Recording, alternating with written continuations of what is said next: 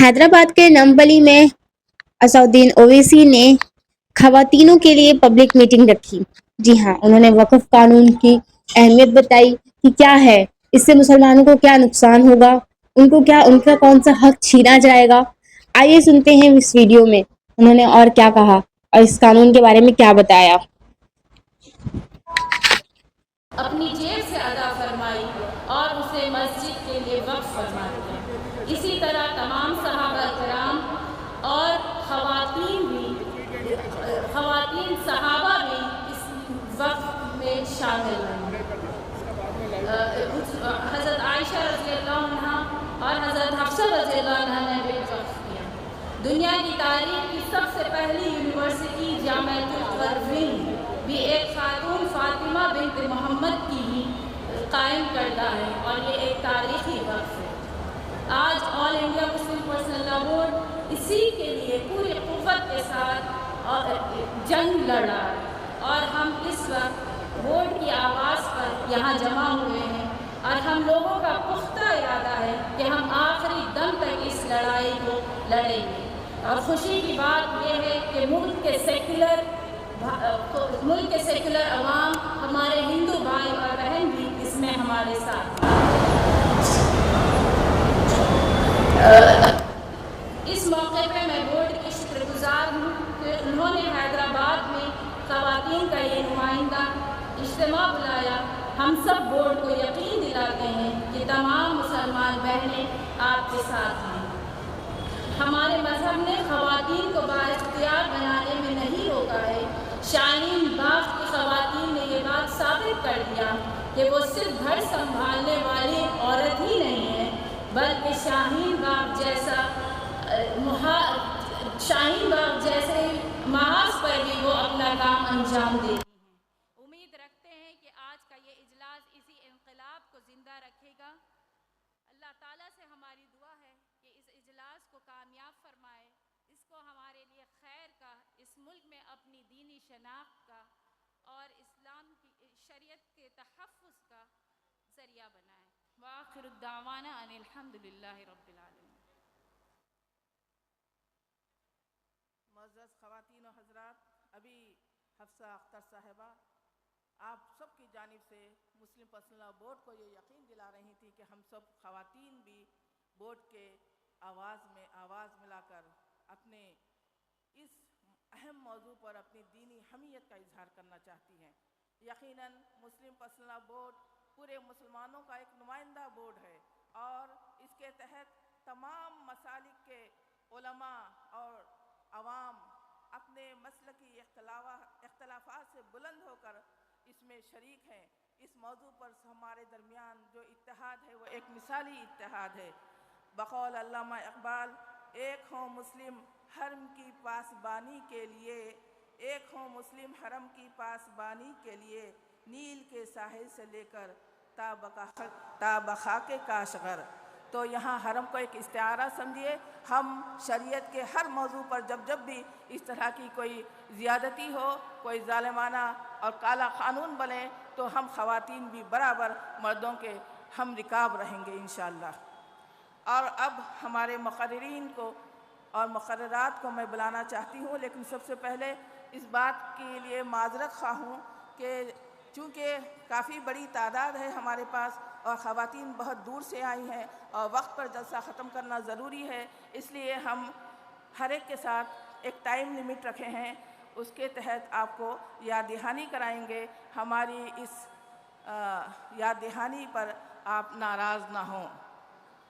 تو میں سب سے پہلے عظیمہ صدیقہ صاحبہ، محترمہ عظیمہ صدیقہ صاحبہ جو نمائندہ ہیں جمعیت اہل حدیث کی حیدرآباد کی جانب سے، ان کو خطاب کے لیے بلاتی ہوں. محترمہ عظیمہ صدیقہ صاحبہ، نمائندہ جمعیت اہل حدیث.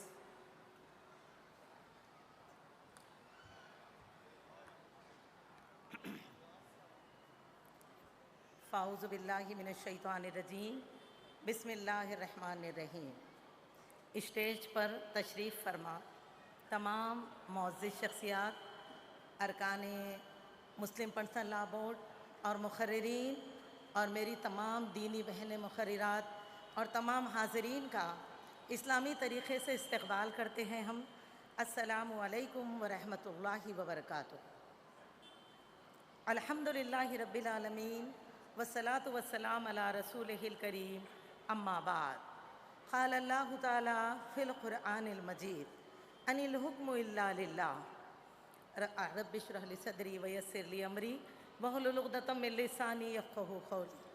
عزیز دینی بہنوں، آج ہم سب کا اس جگہ پر اکٹھا ہونا اس بات کی علامت ہے کہ ہم تمام کے دلوں میں شریعت کے تعلق سے جو اس کی اہمیت ہے، تعلیمات شریعت اور اتباع شریعت کی، آج کا ہم سب کا یہاں پر اکٹھا ہونا اور اس تحریک کا ملک گیر سطح پر جدوجہد کرنا، یہ وقف کی یعنی کہ حفاظت کے لیے ہے۔ الحمدللہ عزیز دینی بہنوں، وقف مسلمانان دین کی تاریخی ورثہ ہے اور ہماری عبادت کا حصہ بھی ہے، اسی لیے اس کا تحفظ ضروری ہے، اور یہ دستور ہند کا بھی تحفظ ہے، کیونکہ ہندوستان کے دستور کے مطابق یہاں ہر شہری کو اپنے مذہبی تعلیمات پر عمل پیرا ہونے کی مکمل آزادی ہے۔ عزیز سامعین، ہم اپنے علماء، ہمارے سرپرستوں الحمدللہ اس سے راضی اور خوش ہیں کہ ہمارا جو وقف کا معاملہ ہے وہ محفوظ ہے، اسی لیے ہم ملک سے، حکومت سے یہ مطالبہ کرتے ہیں کہ یہ جو وقف بل ہے اس کو واپس لے لیا جائے۔ عزیز سامعین اکرام، الحمدللہ اللہ سبحانہ و تعالیٰ سے بڑھ کر ہمارا کوئی محافظ نہیں ہے، اور اسلام سے بڑھ کر ہمارا کوئی خیر خواہی نہیں ہے۔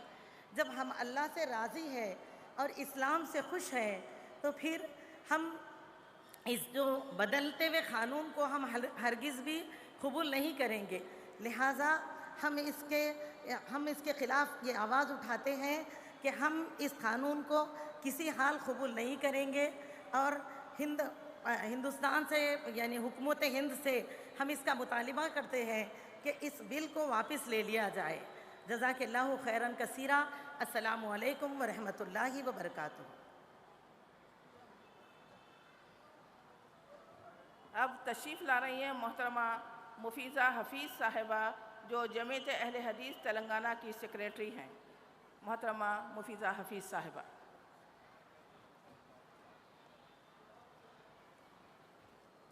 نحمدہ نصلی علی رسولہ الکریم، فاعوذ باللہ من الشیطان الرجیم، بسم اللہ الرحمن الرحیم، ربی اشرح لی صدری ویسر لی امری واحلل عقدۃ من لسانی یفقہوا قولی۔ السلام علیکم ورحمۃ اللہ وبرکاتہ۔ ان اللہ یحب الذین یقاتلون فی سبیلہ صفا کأنہم بنیان مرصوص۔ بے شک اللہ ان لوگوں سے محبت کرتا ہے جو اس کی راہ میں سب بستہ جہاد کرتے ہیں، گویا وہ سیسا پلائی ہوئی عمارت ہے۔ عزیز بہنوں، جیسا کہ ہم جانتے ہیں یہاں پر ہم وقف بچاؤ، دستور بچاؤ کے تحت جمع ہوئے ہیں۔ وقف دراصل اپنی کسی قیمتی شے کو، جیسے کوئی زمینات ہے، کھیتی باڑی ہے، جائیدادیں ہیں، مکانات ہیں، دکانیں ہیں، ان چیزوں کو اپنی ملکیت سے ہٹا کر اللہ کی ملکیت میں دے دینا، یعنی اللہ کو اس کا مالک بنا دینا اور اس کے فائدے کو فی سبیل اللہ کر دینا، یعنی ضرورت مندوں، محتاجوں، رشتہ داروں، گردن آزاد کروانے کے لیے، مسافروں وغیرہ اس کا پیسے کا استعمال کرنا۔ تو یہاں پر دیکھیے وقف اور زکوٰۃ میں بڑا فرق ہے۔ وقف وہ چیز ہے جو اللہ کے نام پر ہم گویا اللہ کو اس کا مالک ہی بنا دیتے ہیں، لیکن زکوٰۃ ایک الگ شکل ہے۔ زکوٰۃ میں ہم جس کو پیسے دیتے ہیں، جیسا کہ اگر میں کسی کو 1 لاکھ روپیہ اگر دوں تو وہ اس 1 لاکھ کا وہ مالک ہو گیا، وارث ہو گیا۔ وہ چاہے تو وہ اپنے پیسوں کا وہ خود استعمال کر لے، یا اپنے رشتہ داروں کو دے دے، یا اس کو وراثت بنا کے تقسیم کر دے، وہ کچھ بھی کر سکتا ہے۔ یہاں پر ہم اور آگے بڑھیں گے۔ وقف کا حکم مستحب ہے، لیکن نظر اگر مان لیں تو وہ واجب ہو جائے گا۔ وقف دیکھیے صدقہ جاریہ میں سے ایک ہے، جیسا کہ صدقہ جاریہ یعنی انسان کے مرنے کے بعد بھی جو اجر قائم رہتا ہے، اس میں سے دیکھیے ایک اولاد ہے، ایک علم ہے، اور ایک ہے صدقہ جاریہ، یعنی جو چیز ہمیشہ قائم رہتی ہے، اس چیز کا انسان کو زندگی میں بھی اور مرنے کے بعد میں بھی اس کا اجر ملتا رہتا ہے۔ اسلام سے پہلے بھی وقف ہوتے رہے، جیسے ابھی آپ نے سنا ہے۔ اسلام کے سب سے پہلے واقف ہمارے نبی کریم صلی اللہ علیہ وسلم خود ہے۔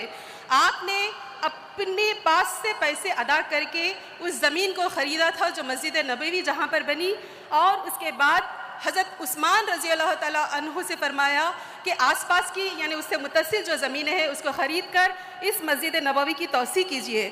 چنانچہ آپ نے دیکھا ہوگا، سنا ہوگا کہ حضرت عثمان رضی اللہ تعالیٰ عنہ بہت زیادہ، یہاں تک کہ بہت زیادہ وقف کیے ہیں، جس میں کنواں ہے بیر روما، اور دیکھیے آج تک بھی حضرت عثمان رضی اللہ تعالیٰ عنہ کے ٹرسٹ چلتے ہیں، اور ان کے نام کا بینک میں کھاتہ بھی چلتا ہے، اور ان کے نام سے ابھی تک کرنٹ بل بھی دیا جاتا ہے۔ اس کے بعد ہم حضرت عمر رضی اللہ تعالیٰ عنہ کے تعلق سے بھی ہم دیکھیں گے، جب خیبر فتح ہوا تو حضرت عمر رضی اللہ تعالیٰ عنہ کو ایک بہت بڑی زمین ملی، آپ اس کو اللہ کی راہ میں دے دینا چاہ رہے تھے، لیکن آپ صلی اللہ علیہ وسلم نے جب مشورہ کیے تو بتایا آپ صلی اللہ علیہ وسلم کہ اس کو اللہ کے نام پہ روک دو اور اس کے فائدے کو فی سبیل اللہ کر دو۔ لن تنالوا البر حتی تنفقوا مما تحبون، جب یہ آیتیں نازل ہوئی، اس کا مطلب یہ ہے کہ تم نیکی کے درجے کو پہنچ ہی نہیں سکتے جب تک کہ تم اپنا پسندیدہ مال اللہ کی راہ میں خیرات نہ کر دو۔ اس بنا پر صحابہ کرام کی کثیر تعداد نے اپنے مالوں کو وقف کیا ہے، جن میں سے حضرت ابو طلحہ نے اپنا قیمتی باغ جو انہیں بہت زیادہ پسند تھا، باغ بیرہا، اس کو اللہ کے نام پہ وقف کر دیا۔ اللہ چاہتا ہے کہ بندے خرچ کرے۔ اسلام کی خصوصیت ہے کہ اپنے ماننے والوں کو دنیا اور آخرت میں کامیاب دیکھنا چاہتا ہے۔ اوقاف میں دنیا خرچ کرنے کا سلیقہ سکھایا گیا ہے۔ چنانچہ جابر رضی اللہ تعالیٰ عنہ فرماتے ہیں کہ میں کسی صحابہ کو ایسا نہیں پاتا، مہاجرین ہو چاہے انصار ہو، جنہوں نے اپنی جائیدادیں وقف نہ کی ہو۔ یعنی اب یہ بھی ایک معلوم ہونا چاہیے کہ مہاجرین حالانکہ قلیل تعداد میں ہونے کے باوجود 70 مہاجرین سے وقف ثابت ہے، یعنی احادیث ملتے ہیں کہ 70 مہاجرین نے اپنی جائیدادیں اللہ کے نام پہ وقف کی تھی۔ دیکھیے وقف شریعت ہی کا حصہ ہے، وقف کوئی الگ چیز نہیں۔ جیسے ہم نماز پڑھتے ہیں، روزہ رکھتے ہیں، زکوٰۃ دیتے ہیں، حج کرتے ہیں، اسی طریقے سے وقف بھی شریعت کا ہی ایک حصہ ہے۔ میں اسی کے ساتھ معذرت چاہتی ہوں کہ میرا وقت ختم ہو گیا، پھر کبھی موقع ملا تو ہم یہاں پر جمع کریں گے انشاءاللہ۔ جزاک اللہ خیراً کثیرا۔ بارک اللہ فیک۔ معزز خواتین و حضرات، اب ہمارے سامنے آ رہی ہیں فردوس فاطمہ ایڈوکیٹ، جو MIM مجلس اتحاد المسلمین کی خاتون نمائندہ ہیں۔ فردوس فاطمہ۔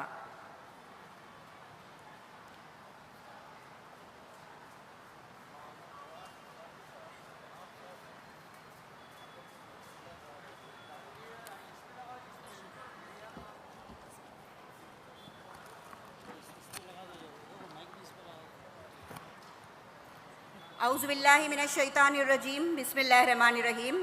السلام علیکم رحمۃ اللہ وبرکاتہ۔ رب اشرح لی صدری ویسر لی امری واحلل عقدۃ من لسانی یفقہوا قولی۔ نحمدہ ونصلی علی رسول کریم۔ معزز مقررین اور عزیز بہنوں، آج ہم یہاں پر وقت بچاؤ دستور بچاؤ تحریک انصاف کی جدوجہد کے لیے جمع ہوئے ہیں۔ یہ صرف ایک قانونی اسٹرگل نہیں بلکہ ہمارے دستور، کانسٹیٹیوشن، ہمارے حقوق، ہمارے فیوچر جنریشنز، آنے والی نسلوں کے لیے ایک جدوجہد ہے۔ وقت امینڈمنٹ ایکٹ 2025 ایک کالا قانون ہے۔ ہمارے constitutional rights article 21 Liberty, article 14 equality, article 300A property rights کا وائلیشن ہے۔ انڈیا میں 25 کروڑ سے بھی زیادہ مسلمان پاپولیشن ہے، جو کہ ورلڈ کی لارجسٹ مسلم پاپولیشن ہے۔ دنیا کی سب سے زیادہ مسلم آبادی یہی ہے، انڈیا میں ہے، پھر بھی ہم ڈیوائیڈڈ ہے۔ ہم پر ایسے قانون لگا کر ہماری مسلمان پہچان کو، ہماری مسلم آئیڈینٹی کو کرائسس میں لایا جا رہا ہے، ہمیں کمزور کیا جا رہا ہے۔ یہ وقف امینڈمنٹ ایکٹ ہو یا پھر CAA NRC ہو کا معاملہ ہو، یا پھر ٹرپل طلاق کے نام پر ہماری شریعت میں مداخلت ہو، ہمارے کانسٹیٹیوشنل رائٹس ہم سے چھینے جا رہے ہیں، جن کے لیے ہمیں متحد ہو کر اپنے شیعہ، سنی، بریلوی، دیوبندی کے ڈفرینسز کو بھلا کر یونائٹڈلی اس وقت امینڈمنٹ ایکٹ کو ریپیل کروانا ہے، اور ہمیں ہمارے ساتھ لائک مائنڈڈ हिंदू, सिख, ईसाई को भी शामिल करके तहरीक चलाना है। हमारे लिए किसान आंदोलन फॉर्मूला 2021 की मिसाल ब्लूप्रिंट शामिल हो सकती है। किसानों ने उन पर लगाए गए गलत एक्ट को, गलत कानून को 13+ महीनों की मुसलसल जद्दोजहद से, पीसफुल प्रोटेस्ट से सारे इंडियन के फार्मर्स को, किसानों को मिलाकर यूनाइटेडली एक बहुत बड़ा आंदोलन किया। पंजाब, हरियाणा, दिल्ली बॉर्डर्स के हाईवेज को ब्लॉक किया। एक यूनियन, एक लीडरशिप के तहत सब इंडिया के फार्मर्स मिलकर सत्याग्रह टाइप का मूवमेंट किया, पब्लिक सिंपैथी गेन की, हंगर स्ट्राइक भी किए और गवर्नमेंट को प्रेशराइज करने के लिए रेल रोको प्रोटेस्ट भी किया और कंटिन्यूस एफर्ट से फॉर्म्स लॉ को और कंटिन्यूस एफर्ट से फार्मर्स को रिपील किया। इस तरह हम भी मुस्लिम पर्सनल लॉ बोर्ड की लीडरशिप में मुत्तहिद होकर मुसलसल जद्दोजहद से और तहरीकों से इस काले कानून वक्फ अमेंडमेंट एक्ट 2025 को निकाल सकते हैं और रिपील करवा सकते हैं। आखिर में एक कुरान की आयत से अपनी बात मुकम्मल करती हूँ। अल्लाह रब्बुल आलमीन कुरान के सूरे अल इमरान आयत नंबर 139 में फरमाते हैं, व अंतुम आलौना इन कुंतुम मोमिनीन, तुम ही सरबुलंद रहोगे अगर तुम मोमिन हो। तो देखें हम सरबुलंद हैं या मजलूम हैं। हुकूमतें हमारे हुकूक छीन रही है, हम बेबस है क्योंकि हम मोमिन नहीं, ईमान से दूर है। वक्त की अहम ज़रूरत है कि हम ईमान वाले बने, मोमिन बने, ताकत में आए, सोशल एजुकेशनल एक्टिविज़म में आए, स्पेशली एजुकेशनल फील्ड में, सिविल सर्विसेज में अपने आप को जाने, यूनिटी में आए और सर बुलंद हो जाएं। हम सब ऐसे क़ानून की खिलाफ वर्जी एक तहरीक के ज़रिए मुस्लिम पर्सनल लॉ बोर्ड से मिलकर ये क़ानून को निकलवा सकते हैं, रिफील करवा सकते हैं। वाखिर दाना अल्हम्दुलिल्लाहि रब्बिल आलमीन। अब तशरीफ़ ला रही हैं डॉक्टर समीना साहिबा, जो कॉरपोरेटर हैं MIM के और स्टैंडिंग कमेटी की मेंबर भी हैं। डॉक्टर समीना साहिबा।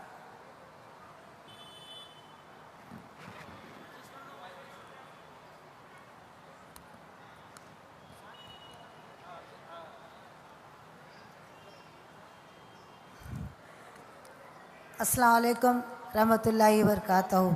सदर मुस्लिम पर्सनल लॉ बोर्ड मौलाना सैफुल्लाह साहब और बैरिस्टर असदुद्दीन अवैसी साहब और हमारे दीगर मुक़र्ररीन और हमारे प्यारे बहनों, जो अपना कीमती वक्त निकाल के आप लोग यहाँ जमा हुए हैं, बहुत खुशी की बात है कि वक्फ के बिल के लिए आप लोग भी हमारे साथ हैं। हमको साथ होना चाहिए क्योंकि ये हमारा काले क़ानून को हम सब मिलके अगर फ़ाइट करेंगे तो इंशाल्लाह कामयाबी होगी।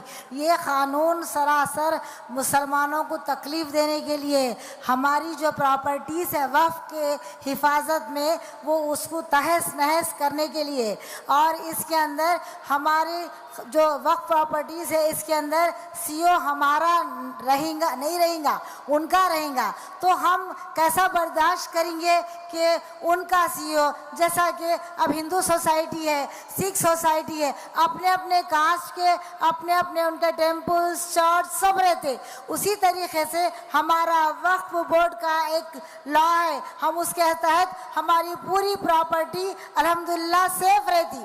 तो सिर्फ और सिर्फ हमको तकलीफ़ देना और परेशान करना और मुसलमानों को इसकी अजियत देना ताकि हम परेशान रहें, इंशाअल्लाह हम बिल्कुल हमारे दायरे में रह के और पूरी यूनिटी के साथ और सब एक हो के, जिस तरीके के हमारे पूरे जो भी फ़िरक़े हैं हमारे मुस्लिम, शिया, बैरवी, सब एक हो जाएंगे और एक ही मैदान में हो के इंशाअल्लाह हम फाइट करेंगे और ये क़ानून को जो है ना हम लागू होने नहीं देंगे। मगर हम जो भी कर रहे हैं हमारे क़ानून के दायरे में रह के कर रहे हैं। हम कोई भी गैर ज़रूरी ऐसी कोई हरकत नहीं करेंगे जिससे क़ानून परेशान हो कि अपने पे कुछ वो करे, तो हम एहतियात से करेंगे इंशाल्लाह।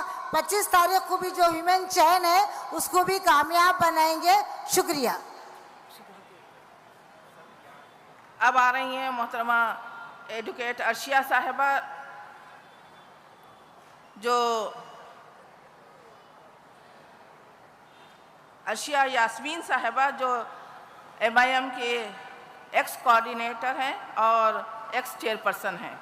मैं फिर एक बार गुजारिश करती हूं कि वक्त के अंदर अपनी बात को ख़त्म कर दें, क्योंकि यहाँ बहुत सारे खिताबात आपको सुनने हैं। ख़वातीन से भी गुजारिश है कि अगर जगह इधर पंडाल में भर चुकी हो तो दाएं और बाएं भी बैठ सकती हैं।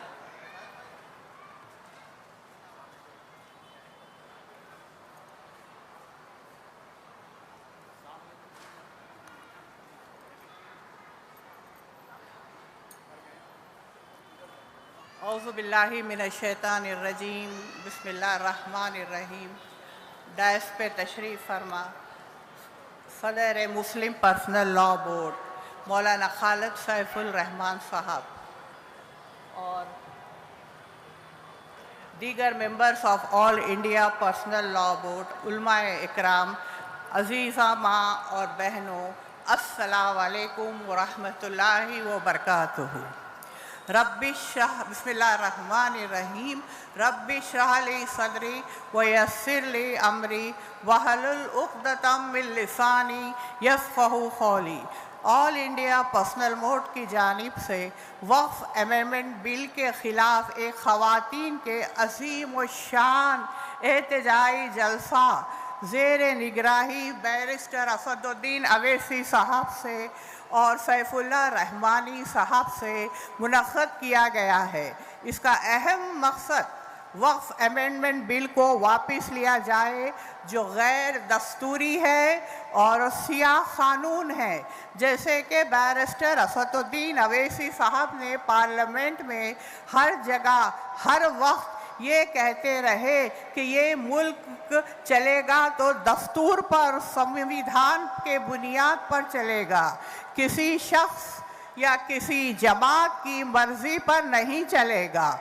हम ख़ास तौर पर 2004 से जब से मरकज़ में बीजेपी गवर्नमेंट आई है, यही देख लेते आ रहे हैं मुसलसिल कि गैर दस्तूरी, गैर जमहूरी इस्लाम मुसलमानों अक़लियतों के ख़िलाफ़ क़वानीन बनाए जा रहे हैं, चाहे वो बाबरी मस्जिद के ख़िलाफ़ हो या इलाहाबाद हाई कोर्ट या सुप्रीम कोर्ट के फ़ैसलों या कश्मीर से आर्टिकल 310 का हटाई जाना या ट्रिपल तलाक़ के क़ानून हो या उत्तर प्रदेश में योगी हुकूमत की जानिब से मदरसे, मस्जिदें, स्लॉटर हाउसेस, बुलडोज़र कल्चर को लाना, मुसलमानों पर मुज़ालिमीन करना ख़त्ई गैर दस्तूरी, गैर क़ानूनी और गैर इंसानी अमल है। चाहे गौ रक्षक के नाम पर हो, बेक़सूर मासूम मुसलमानों का क़त्ल करना या मुसलमान लीडर्स या कायदीन को झूठे मुक़दमे में मुलव्वस करना, वो हुए उन्हें जेल को भेजना। बहरहाल मैं आप लोगों से सिर्फ इतनी गुजारिश करूँगी, जो प्रोग्राम वक्फ बोर्ड के तरफ से हम लेडीज़ को के लिए मुनक़्क़िद किए जाएं, तो हमें बहुत ही एक्टिव पार्ट लेकर इस शैतानी अमेंडमेंट को रोकना बहुत ज़रूरी है। वाखिर दावा वल्हम्दुलिल्लाहि रब्बिल आलमीन। अब आ रही हैं मोहतरमा फ़लक साहिबा, जो MIM की खातून नुमाइंदा हैं। मोहतरमा फ़लक।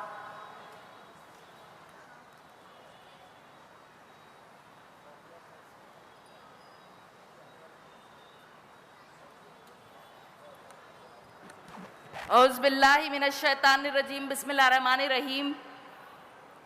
मौलाना खालिद सैफुल्लाह रहमानी साहब सहनशीन पर तशरीफ़ फरमा, उलमाए इकराम, मशाइख़ीन उज़ाम, मोहतरमा जलीसा सुल्ताना साहिबा, एक कौमी मकसद के लिए यहाँ जमा होने वाली मेरी बाइज़्ज़त, बाशऊर और बाहौसला माँ और बहनों, अस्सलामु अलैकुम व रहमतुल्लाहि व बरकातुहू। وہ وقت آ گیا ہے جب خاموشی خطا بن جاتی ہے. اگر آج ہم کچھ نہیں بولیں گے تو کل ہماری پہچان مٹا دی جائے گی.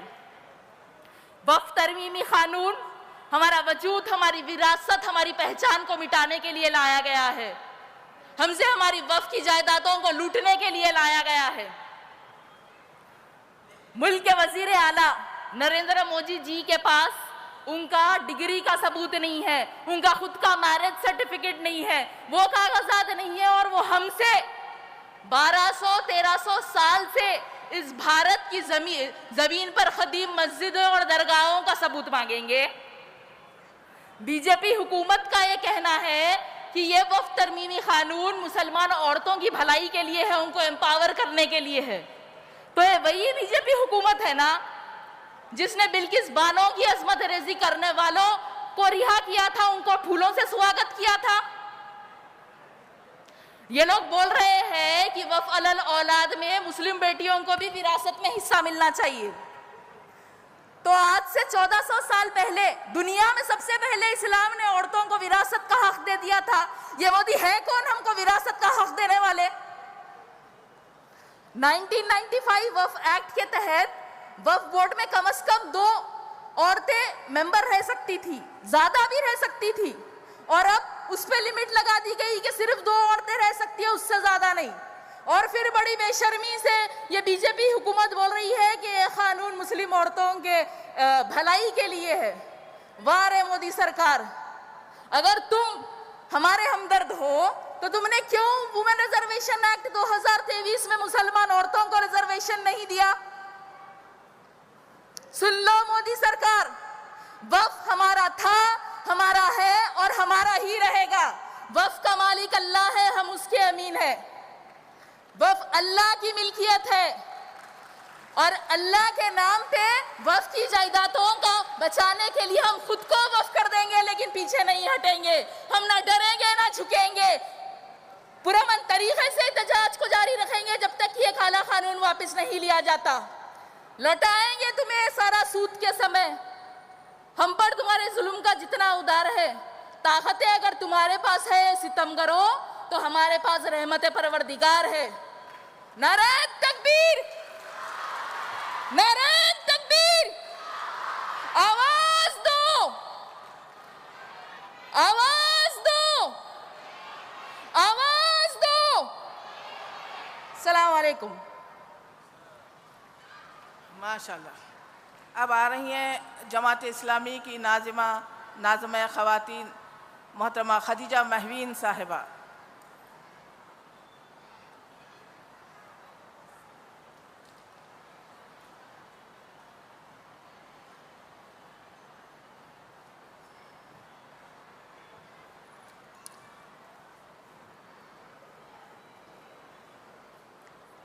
اعوذ باللہ من الشیطان الرجیم، بسم اللہ الرحمن الرحیم. وَلْتَنْظُرْ نَفْسٌ مَّا قَدَّمَتْ لِغَدٍ. صدق اللہ العظیم. قابل احترام اور بہت ہی معزز صدر مسلم پرسنل لاء بورڈ، اراکین، ممبرز اور خواتین، اور میری بہت ہی عزیز اس کار خیر میں شریک ہونے والے راہق کے ساتھیوں، السلام علیکم رحمۃ اللہ وبرکاتہ. الحمدللہ وحدہ والصلاۃ والسلام علی من لا نبی بعدہ. تمام تعریف صلی اللہ واحد کے لیے ہے جو اپنی ذات میں اکیلا اور یکتا ہے. ہزاروں لاکھوں درود و سلام ہو نبی محمد صلی اللہ علیہ وسلم پر، جن کے بعد کوئی اور نبی نہیں. عزیز بہنوں، اب تک ہم جو سماعت فرما رہے تھے کہ یہ جو کالا قانون ہے، اس کے تعلق سے الحمدللہ کافی اویئرنیس خواتین میں بھی آ چکا ہے، اور اس کو ریکال کرنے کے لیے، واپس لینے کے لیے جو جد و جہد جاری ہے، مسلم پرسنل لاء کے تحت تمام ائمہ فکر، تمام مفکر اور تمام جماعتیں ایک جگہ جمع ہو کر ایک ملت کا بہترین ثبوت جو دے رہے ہیں. میں اللہ سے دعا کرتی ہوں کہ اس کو ہمیشہ ہمیشہ کے لیے باقی رکھے.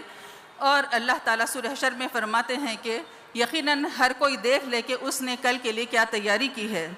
عزیز بہنوں، بس میں ایک چیز آپ کے گوش گزار کرنا چاہوں گی کہ وہ قومیں اسی لیے نہیں مٹتی کہ وہ اللہ کو بھول جاتی ہیں. وہ قومیں اسی لیے مٹتی ہیں کہ وہ اللہ کے تعلیمات کو اس کا حق ادا نہیں کرتی. آپ تمام سے گزارش ہے کہ اس مہم کو جب تک ہم اس محاذ کو سر کریں گے، اس محاذ کو کامیابی کے ساتھ ہم اس غالِ قانون کو واپس نہیں لیں گے، آپ تمام سے گزارش ہے کہ اس کو کامیاب بنانے کے لیے اپنے تمام وقت، صلاحیتیں، جو کچھ آپ سے درکار ہے، اس کی امید ہے کہ آپ اپنا وقت ہم کو دیں گے. اللہ سے دعا ہے کہ اللہ تعالیٰ ہمارے اس مشن کو کامیاب بنائے، اور 2014 کیا ایسی حکومتیں آتی اور جاتی رہیں گی، لیکن اصل دیکھنا یہ ہے کہ ہدف کون ہے. ہدف اگر کمزور لوگ ہیں تو کمزوروں کو اٹھنا چاہیے، اللہ سے خاص دعائیں کرنا چاہیے اور ان کا مقابلہ کرنا چاہیے. جیسا کہ دائرے میں رہتے ہوئے حکومت قوانین کا ہم جو سپریم کورٹ تک اس کیس کو لے کر گئے ہیں، تو اپنے اپنے دائرے کار میں رہتے ہوئے ہم اس کو جد و جہد کریں گے، اور جب تک واپس نہیں لیا جائے گا ہم تمام ایک ساتھ اس قانون کے خلاف لڑیں گے. جزاک اللہ خیر. اس دعا کے ساتھ اپنی بات کو ختم کرتی ہوں کہ ربی اسر ولا تعسر وتمم بالخیر. صدق اللہ العظیم. جزاک اللہ خیرا کثیرا.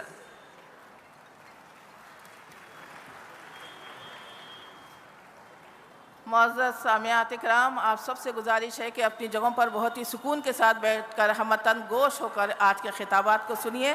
انشاءاللہ یہ ہمارے ایمانی حمیت کو اور مزید اضافہ کرنے کا باعث بنے گا. اب میں دعوت دیتی ہوں محترمہ ناصرہ خانم صاحبہ کو، جو جماعت اسلامی کی نمائندہ ہیں. محترمہ ناصرہ خانم صاحبہ.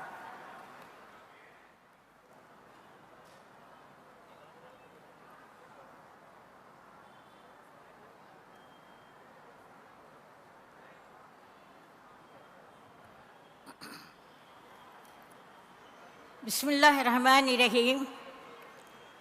نحمدہ و نصلی علی رسولہ الکریم. اما بعد، قال اللہ تعالیٰ فی القرآن المجید: فاعوذ باللہ من الشیطان الرجیم، بسم اللہ الرحمن الرحیم. وتعاونوا علی البر والتقوی ولا تعاونوا علی الاثم والعدوان واتقوا اللہ ان اللہ شدید العقاب. محترم و معزز صدر جلسہ حضرت مولانا خالد سیف اللہ رحمانی صاحب، صدر آل انڈیا مسلم پرسنل لا بورڈ، اور ڈائز پر تشریف فرما علماء اکرام اور معزز مہمانان خصوصی اور دیگر تنظیموں سے تعلق رکھنے والے ذمہ دار حضرات، اور آج کے اس خصوصی احتجاجی جلسے میں شریک ہونے والی میری قابل قدر، قابل احترام بہنوں اور بیٹیوں، السلام علیکم رحمۃ اللہ. جیسا کہ آپ جانتی ہیں، مرکزی حکومت نے وقت ترمیمی قانون کو 25 اپریل 2025 کو لاگو کر دیا. ظاہر ہے میری عزیزو، یہ قانون بدترین ہے. ہماری شریعت اور مذہبی معاملات میں سراسر یہ مداخلت ہے، غیر منصفانہ اور امتیازی قانون ہے، غیر آئینی قانون ہے. یہ ظالمانہ، جابرانہ اور سیاہ قانون ہے. ہم خواتین کھلے عام ڈنکے کی چوٹ پر اس کی مخالفت کرتے ہیں سر عام. اس اہم احتجاج میں ہم خواتین مردوں کے شانہ بشانہ چلتے ہوئے پرزور انداز میں اس قانون کی نہ صرف مخالفت کریں گے بلکہ حکومت سے مطالبہ کریں گے اس سیاہ قانون کو سیاہ قانون سے فوری دستبردار ہو جائیں. ہم اس پلیٹ فارم سے واضح طور پر بے خوفی کے ساتھ، بے باکی کے ساتھ اور دلیری کے ساتھ یہ کہنا چاہتی ہیں کہ یہ ہمارا پرامن، باوقار اور سنجیدہ احتجاج اس وقت تک انشاءاللہ جاری رہے گا جب تک حکومت اس قانون کو واپس نہ لے لے. ہم اللہ تعالیٰ سے دعا کریں گے اور اس کے ساتھ ساتھ ہم تمام مسلمانوں کا اتفاق و اتحاد بھی مضبوط و مستحکم ہوگا اور ہمارا اتحاد انشاءاللہ پارا پارا نہیں ہوگا، اور ہم اللہ سے دعا کریں گے. اللہ تعالیٰ یقیناً ہمارا حامی و ناصر ہے. اس شعر کے ساتھ میں اپنی بات کو ختم کروں گی. ہم کو مٹا سکے نہ زمانے میں دم ہے، زمانہ ہم سے ہے ہم زمانے سے ہے. وآخر دعوانا ان الحمدللہ رب العالمین.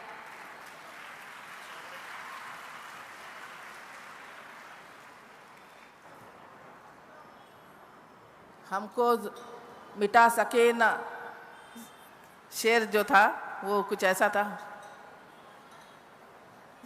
چلیے، ہم کو مٹا سکے نہ آگے کا مجھے بھی یاد نہیں آ رہا ہے. چلیے کوئی بات نہیں. ہم اب ڈاکٹر قدوسہ سلطانہ صاحبہ کو مدعو کرتے ہیں، جو پروفیسر ہیں اور سابقہ ہیڈ ہیں Deccan college of engineering and technology میں، اور آپ CSE EE IT ان تمام ڈپارٹمنٹس کی صدر رہ چکی ہیں. الحمدللہ رب العالمین، الصلاۃ والسلام علی رسولہ الکریم. السلام علیکم ورحمۃ اللہ وبرکاتہ. یہ نیا قانون جو وقف کے سلسلے میں بنایا گیا ہے، مرکزی حکومت کی طرف سے کئی دھوکوں میں سے ایک دھوکہ ہے جو مسلمان امت کو دیا جا رہا ہے. انہوں نے اس نئے قانون کا ایک بہت ہی بلند نام رکھا ہے جس کو امید کہہ رہے ہیں. اس کا فل فارم ہے یونیفائڈ وقف management empowerment enhancement and development. لیکن کہتے ہیں نا کہ نام تو بہت اونچا ہے لیکن درشن چھوٹے ہیں. اس کا اگر اس کے اردو معنی دیکھیں تو متحدہ وقف، انتظام، با اختیار، اضافہ، ترقی، فلاں فلاں فلاں الفاظ انہوں نے چنے ہیں، لیکن ان کے پیچھے نیت کی خرابی ہے. 48 ترمیمات ہیں اس قانون میں، لیکن ہر ترمیم کے پیچھے ایک شیطانی ذہن ہے، ایک سازش ہے جو مسلمان امت کو نقصان پہنچانے کے لیے کی گئی ہے. مثال کے طور پر اگر ہم پہلا لفظ دیکھیں یونیفائڈ، تو ان کا مقصد وقف کو یونیفائی کرنا نہیں ہے بلکہ ڈسٹریبیوٹ کر دینا ہے. جس طرح کہ ہم سالانہ ہماری اینیورسری یا برتھ ڈیز میں کیک کاٹ کر تقسیم کر کے ٹکڑے ٹکڑے بکھرا دیتے ہیں، لوگ کھا جاتے ہیں، کچھ ہم کھا جاتے ہیں.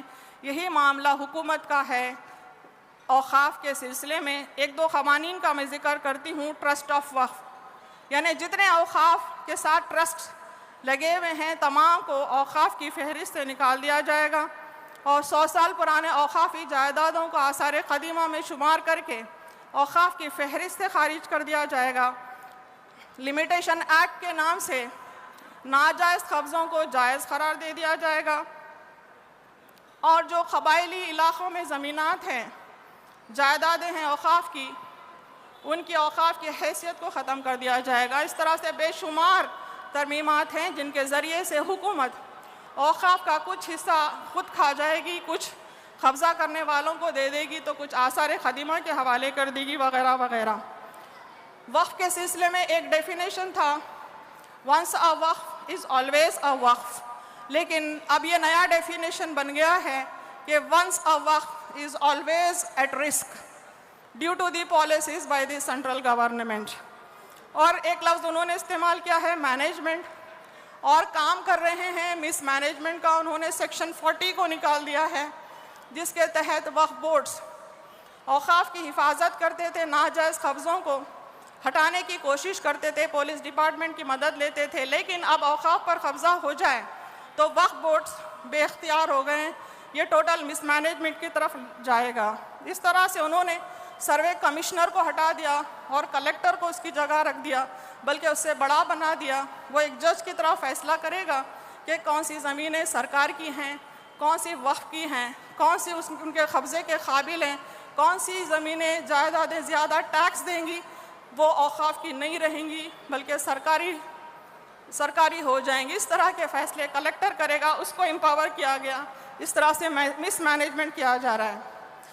جہاں تک امپاور کرنے کی بات ہے، با اختیار بنانے کی بات ہے، اس نئے قانون میں ہر ایک کو بے اختیار بنا دیا گیا. وقف بورڈ کے سارے قوانین چھین لیے گئے، سارے رائٹ، سارے حقوق چھین لیے گئے، ڈونرز کے حقوق چھین لیے گئے، متولی کے حقوق چھین لیے گئے۔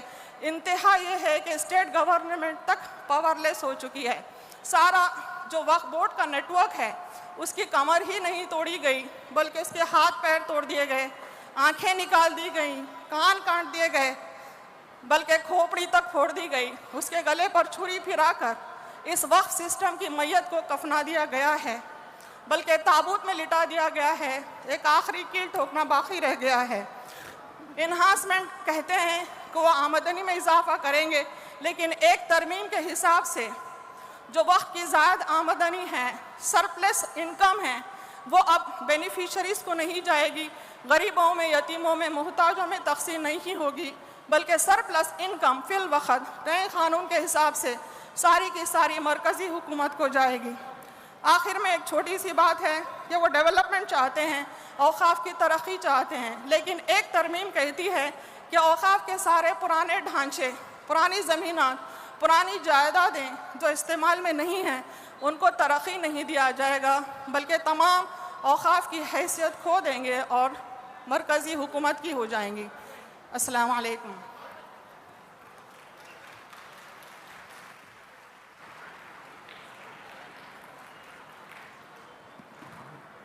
ابھی آپ کے سامنے ڈاکٹر قدوسہ صاحبہ مخاطب تھی، اب میں ڈاکٹر محمد عبدالقدیر صاحب، ممبر آل انڈیا مسلم پرسنل لا بورڈ اور founder chairman Shaheen group of institutions کو دعوت دیتی ہوں کہ وہ ہمیں مخاطب کریں۔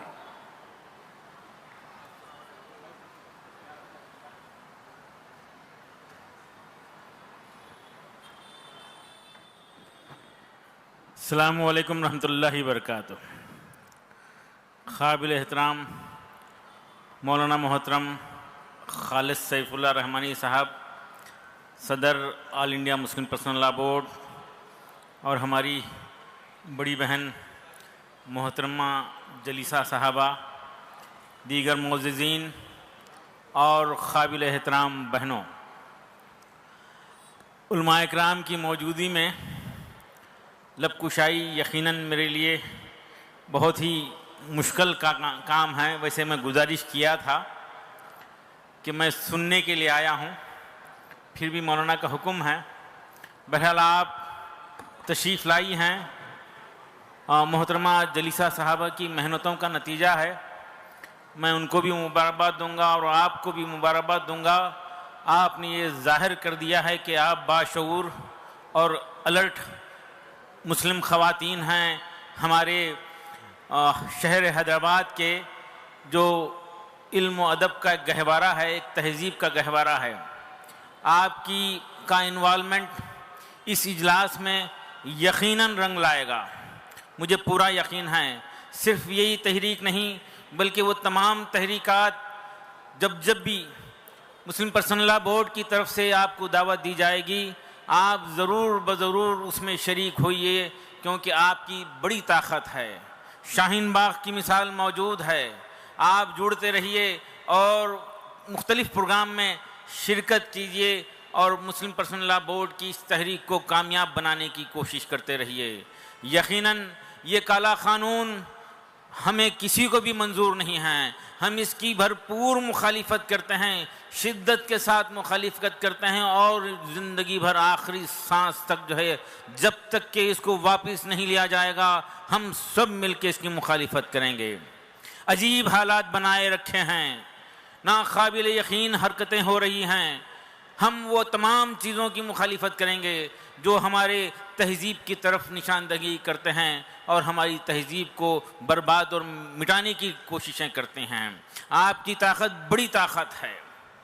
مسلم پرسنل لا بورڈ بہت ساری تحریکات ہیں، میں خاص طور پہ ایک تحریک کے لیے، کیونکہ ایک بڑی تعداد میں ہماری شہر حیدرآباد کی بہنیں موجود ہیں، اس لیے اس کا ذکر کروں۔ موضوع مناسب نہیں ہے یہاں پر، لیکن تھوڑا سا اوقاف سے ہٹ کر بھی ریکویسٹ کر لینا، میں اجازت لیا ہوں اس بات کی، مولانا سے اجازت بھی لیا ہوں۔ مسلم پرسنل لا بورڈ آسان نکاح کے لیے ایک تحریک ملک بھر میں چلایا ہے، اس کے لیے اقرار نامہ بھی بنایا ہے۔ یہاں پر تقسیم بھی کیا گیا ہے، اس کی جو ہے اسٹینڈی بھی لگائے گئے ہیں. آپ ہی کے ہاتھ میں سارا دار و مدار ہے. آپ اگر ارادہ کر لیں تو ہمارے معاشرے سے فضول خرچی والے نکاح یقیناً ختم ہو جائیں گے، اور اتنا مجموعہ کافی ہے. اگر آپ لوگ ارادہ کر لیں گے تو انشاءاللہ فضول خرچی ختم کرنا ہے. شادیوں میں عجیب عجیب حرکتیں ہو رہی ہیں. یہ پرسنل لا بورڈ کی چٹھی آپ پاس ہے، اس کو پڑھیے، اس کا اقرار کیجئے اور اس کی تشکیل کیجئے. نوجوانوں میں، اپنے خاندان میں، رشتہ داروں میں اس کو پھیلائیے. فضول خرچی والی شادیاں ختم ہونا چاہیے. بہترین نکاح وہ ہے جس میں کم خرچ ہو اور جس کو میری سنت کہا گیا ہے. اس کا مذاق اڑایا جا رہا ہے، اور پھپھو کی، چاچی کی، مامی کی خواہش، رشتہ داروں کی خواہش، لوگوں کی خواہش، لڑکے کے دوستوں کی خواہش اور اللہ اس کے رسول کی خواہش کو نظر انداز کیا جا رہا ہے. نسل کو بنائیے، نسل ہی اصل ہے. ایسے 50 جو ہے حرکتوں جو حکومت کی طرف سے یا اور کسی کی طرف سے ہو دیں گی، سب کو ہم ناکام کر سکتے ہیں اگر ہماری نسل طاقتور ہو جائے. آپ کے گودوں میں پلنے والے بچوں کو بنائیے. 10 سال 20 سال 50 سال لگیں گے، پھر وہ بنیں گے تو انشاءاللہ ماحول بنے گا اور ملت بنے گی. ملت کا مستقبل بنے گا. قوموں کی زندگی میں 25 سال 50 سال کو ہی وقت کہتے ہیں، اور آپ ہی کے ہاتھ میں دار و مدار ہے. آپ سے گزارش ہے کہ اس پہ توجہ دیجئے. فضول خرچی ختم کیجئے. غیر ضروری غیر شرعی رسومات پہ ساری طاقت لگا دیے ہیں اور تعلیم و تربیت کی طرف توجہ نہیں دے رہے ہیں. تعلیم و تربیت کی طرف توجہ دیجیے. 2 سال پہلے 1 سال پہلے انٹر کا رزلٹ آیا، ایک عجیب جھٹکا سا ملت کو لگ گیا. بڑی ناکامی جو ہے دیکھ رہے ہیں ہم. نوجوان بھٹک رہے ہیں، مختلف قسم کے ڈسٹریکشن کا شکار ہو رہے ہیں. یہ تمام کی طرف توجہ دیتے ہوئے جب بھی مسلم پرسنل لا بورڈ آپ کو آواز دے گا، ضرور آگے بڑھیے. ہم سب مل کر ہمارے مستقبل کو بہتر کرنے کی کوشش کریں گے، ہماری نسل کو طاقتور کریں گے. جزاک اللہ. السلام علیکم ورحمۃ اللہ وبرکاتہ.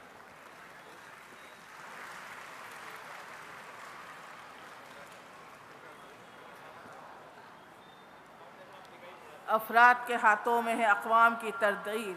افراد کے ہاتھوں میں ہے اقوام کی تقدیر. ہر فرد ہے ملت کے مقدر کا ستارہ. یہ تھے جناب عبد القدیر صاحب، جنہوں نے ہم خواتین کو بھی احساس دلایا کہ ہمیں اپنے گودوں میں پروان چڑھنے والی نسلوں پر بھی محنت کرنا ہے. اب میں دعوت دیتی ہوں جناب عمر عابدین قاسمی صاحب کو، جو وقف بچاؤ کمپین کے تلنگانہ کنوینر ہیں. جناب مولانا عمر عابدین صاحب.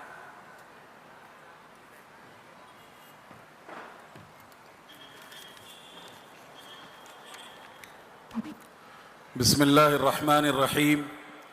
الحمد للہ والصلاة والسلام علی رسول اللہ صلی اللہ علیہ وسلم. اما بعد. آل انڈیا مسلم پرسنل لا بورڈ کے صدر ذی وقار فقیہ عصر حضرت مولانا خالد سیف اللہ رحمانی صاحب، آج کے اس پروگرام کے آرگنائزرز اور نہایت قابل احترام خواتین، حیدرآباد کی تاریخ کا یہ دن بہت اہم ہے اور بڑی اہمیت سے جانا جائے گا کہ خاندان نہیں، سینکڑوں اور ہزاروں خاندانوں سے خواتین کی ایک بڑی تعداد یہاں جمع ہیں، اور قانون شریعت کے تحفظ کے لیے وہ آمادہ ہے، اور یہاں سے ایک نیا انقلاب اور ایک نئی تاریخ لکھنے کا وہ عزم اور حوصلہ رکھتی ہے. محترم خواتین، اسلامی تاریخ پر آپ نگاہ ڈالیے. جتنے انقلابات آئے اور جتنے اصلاحات پیش آئیں، ان سب میں خواتین کا نمایاں اور کلیدی کردار رہا. اگر وہ کردار نہ رہتا تو اسلامی تاریخ اپنی تابانی کے ساتھ اور اس روشنی کے ساتھ ہمارے درمیان موجود نہ رہتی. اس لیے آپ کا کردار ہمیشہ روشن رہا. آپ نے امت کی تعمیر کی، تاریخ سازی میں کلیدی کردار ادا کیا. ماضی قریب میں ابھی حال میں ایک بڑے عرب عالم دین کا انتقال ہوا، امام یوسف القرضاوی رحمہ اللہ. انہوں نے ایک کتاب میں بڑی خوبصورت مثال دے کر یہ بات سمجھائی ہے کہ اس امت کی مثال اس پرندے کی سی ہے جو ایک پر سے پرواز کرنے کی کوشش کر رہا ہے. شاہین ہو یا دنیا کا کوئی بڑا سے بڑا پرندہ ہو، جب تک خواتین کی نمائندگی اور مشارکت اور شراکت داری نہ ہوگی، اس وقت تک اس کی پرواز آسمان کی بلندیوں کو چھو نہیں سکتی. آپ کا یہ اجتماع اور آپ کا یہ پارٹیسپیشن اس بات کی گواہی دیتا ہے کہ آپ عزم رکھتی ہیں، حوصلہ رکھتی ہیں، غیرت رکھتی ہیں، اور یہاں سے ہندوستان میں ایک نئے انقلاب کا آغاز ہوگا. محترم خواتین، آج میں ایک اہم نقطے کی طرف آپ کی توجہ دلانا چاہتا ہوں. آپ میں اکثر خواتین تعلیم یافتہ ہیں، تعلیم سے جڑی ہوئی ہیں، کسی نہ کسی پروفیشن سے وابستہ ہیں. ایک اس نقطے کو ذہن میں رکھیے کہ جب مغرب نے، ویسٹ نے اور اسلام دشمن طاقتوں نے اسلام کو ٹارگٹ بنانا چاہا، اسلام پر تنقید کرنی چاہی، اور انہوں نے گھس بیٹھیے کی طرح بہت سے دروازے تلاش کرنے شروع کیے، تو انہیں کوئی دروازہ نہ ملا، کوئی ریزن نہ ملا. لیکن ایک چیز کو انہوں نے ڈھال بنا کر عورتوں میں غلط فہمی اور مسکنسپشنز کریٹ کیا، انہیں مسلیڈ کرنے کی کوشش کی، اور وہ تھا women rights and women and status in Islam, کہ خواتین کے حقوق کو لے کر اسلام پر تنقید کی گئی، خواتین کے مقام کو لے کر اسلام پر تنقید کی جانی شروع کی گئی. یاد رکھیے گا کہ جتنی اسلام دشمن طاقتیں ہیں، ماضی سے لے کر اورینٹلزم کی ہسٹری سے لے کر آج تک کی دنیا کو آپ دیکھ لیں، وہ کبھی طلاق کا حوالہ دے کر مسلم خواتین کو یہ باور کرانا چاہتی ہیں کہ اسلام کا نظام تمہارے ساتھ عدل نہیں کرتا، اور کبھی وہ انہیریٹنس اور وراثت کے سسٹم کا ریفرنس دے کر آپ میں یہ غلط فہمی پیدا کرنا چاہتی ہیں کہ اسلام آپ کے ساتھ عدل اور انصاف کا پیمانہ نہیں رکھتا ہے. یاد رکھیے گا کہ پوری انسانی تاریخ میں، انسانی تہذیب اور تمدن اور سیولائزیشن میں عورتوں کو اگر کوئی مقام دیا گیا ہے تو وہ صرف اسلام کے ذریعے دیا گیا. عورتوں کے حقوق کی شیورٹی اور ضمانت دی گئی ہے تو وہ صرف خواتین کے ذریعے سے دی گئی ہے. اس لیے میرے محترم خواتین، آپ تعلیم یافتہ ہیں، ایسے دھوکے، ایسے دغا کا شکار نہ ہوں. آج آپ کو قانون وقف بنایا گیا، اور اس میں بھی آپ ہی کو شیلڈ بنا کر، آپ کو سہارا بنا کر قانون وقف میں تبدیلی کی کوششیں کی جا رہی ہیں، اور کوشش کر چکے وہ. اور انہوں نے یہ تاثر دینے کی کوشش کی کہ آپ کو وقف میں جو حصے داری ہونی چاہیے تھی، ملنی چاہیے تھی، وہ حاصل نہیں ہوئی. یہ جھوٹ ہے، یہ دغا ہے، یہ فریب ہے. آپ اسلامی تاریخ اٹھا کر دیکھیں، اسلامی تاریخ میں خواتین نے وقف کے حوالے سے جو کردار ادا کیا ہے، وہ دنیا کی کوئی سیولائزیشن، دنیا کی کوئی تہذیب، دنیا کا کوئی عزم اور دنیا کا کوئی تمدن اس کی مثال پیش نہیں کر سکتا. آپ حضرت حفصہ کی مثال لیں، حضرت عائشہ کی مثال لیں، آپ ہارون رشید کی اہلیہ زبیدہ کو کیسے بھول سکتے ہیں، جنہوں نے کئی میل لمبی نہر کھود کر لوگوں کے لیے پینے کا پانی میسر کروایا. آپ صلاح الدین ایوبی کی اہلیہ عصمت الدین کو کیسے فراموش کر سکتی ہیں، جنہوں نے اپنے دور میں مدرسے قائم کیے، یونیورسٹیز اسٹیبلش کی. اس لیے یہ ایک روشن تاریخ ہے، آنکھوں میں دھول جھونکنے کی کوشش کی جا رہی ہے. اس دغا اور فریب کا شکار نہ ہوئیے گا. آپ کے لیے امن کا کوئی گہوارہ ہے تو وہ آقا علیہ السلام کی تعلیمات ہیں. آپ کے حقوق کا کوئی محافظ ہے تو وہ قانون شریعت ہے. آخری بات، ان حالات میں اور وقف کے اس قانون کے حوالے سے آپ کا کیا کردار ہونا چاہیے؟ سب سے پہلی بات، جو اویئرنیس پروگرام ہیں، ہم گھر گھر پہنچ کر اور گلی کوچے میں پہنچ کر مسلم قوم میں، مسلم نسلوں میں یہ پیغام دینے کی کوشش کر رہے ہیں کہ وقف کس کو کہتے ہیں، اس کی شریعت کی نگاہ میں اس کی اہمیت اور امپورٹنس کیا ہے. آپ اس کے بارے میں چھوٹے چھوٹے لٹریچر، آل انڈیا مسلم پرسنل لا بورڈ کی طرف سے شائع کیے گئے آرٹیکلز کو پڑھ لیں، پڑھ کر اپنے بال بچوں کے سامنے اس کو ڈسکس کریں. سب سے پہلا کام، اویئرنیس پروگرام میں آپ اپنی حصہ داری دیجئے. دوسری بات یہ، جب آل انڈیا مسلم پرسنل لا بورڈ آپ کو آواز دے تو آپ اسی طرح پوری ایمانی غیرت اور حمیت کے ساتھ کھڑے ہو جائیے صف بستہ، اور حکومت کو یہ جواب دیجئے کہ ہم قانون شریعت میں کسی تبدیلی کے روادار نہیں ہیں، ہم تمہارے دھوکے کے شکار نہیں ہو سکتے، ہم اللہ کے قانون پر اطمینان اور کانفیڈنس رکھتے ہیں، ہمیں کسی اور قانون کی ضرورت نہیں ہے. اور آخری بات، اپنے گھروں میں دینی تربیت کا ماحول بنائیے. ایک بزرگ نے کہا تھا کہ جب دین مردوں میں آتا ہے تو وہ گھر کی دہلیز تک پہنچتا ہے، اور جب دین خواتین تک آتا ہے تو گھر کی نسلوں تک پہنچتا ہے. تو میں یہ سمجھتا ہوں کہ انقلاب کی اس آواز نے اگر آپ کے دلوں پر دستک دی ہے تو انشاءاللہ یہ صدائے بازگشت ایوان اقتدار تک پہنچے گی اور حالات بدلیں گے، قانون واپس لینا ہوگا. اس کے علاوہ ہمیں کوئی دوسرا حل منظور نہیں ہے. ھذا وصلی اللہ علی سیدنا محمد وبارک وسلم والحمد للہ رب العالمین.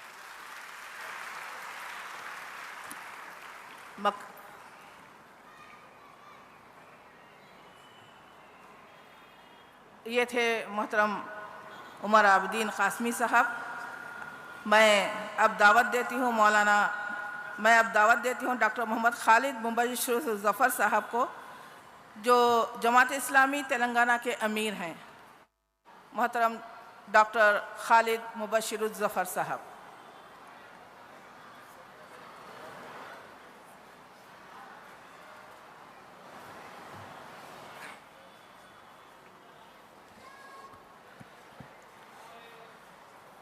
السلام علیکم ورحمۃ اللہ وبرکاتہ. الحمدللہ رب العالمین والصلاة والسلام علی رسولہ النبی الکریم والعاقبۃ للمتقین. قال اللہ تعالیٰ فی القرآن المجید ان اللہ لا یغیر ما بقوم حتی یغیروا ما بانفسہم.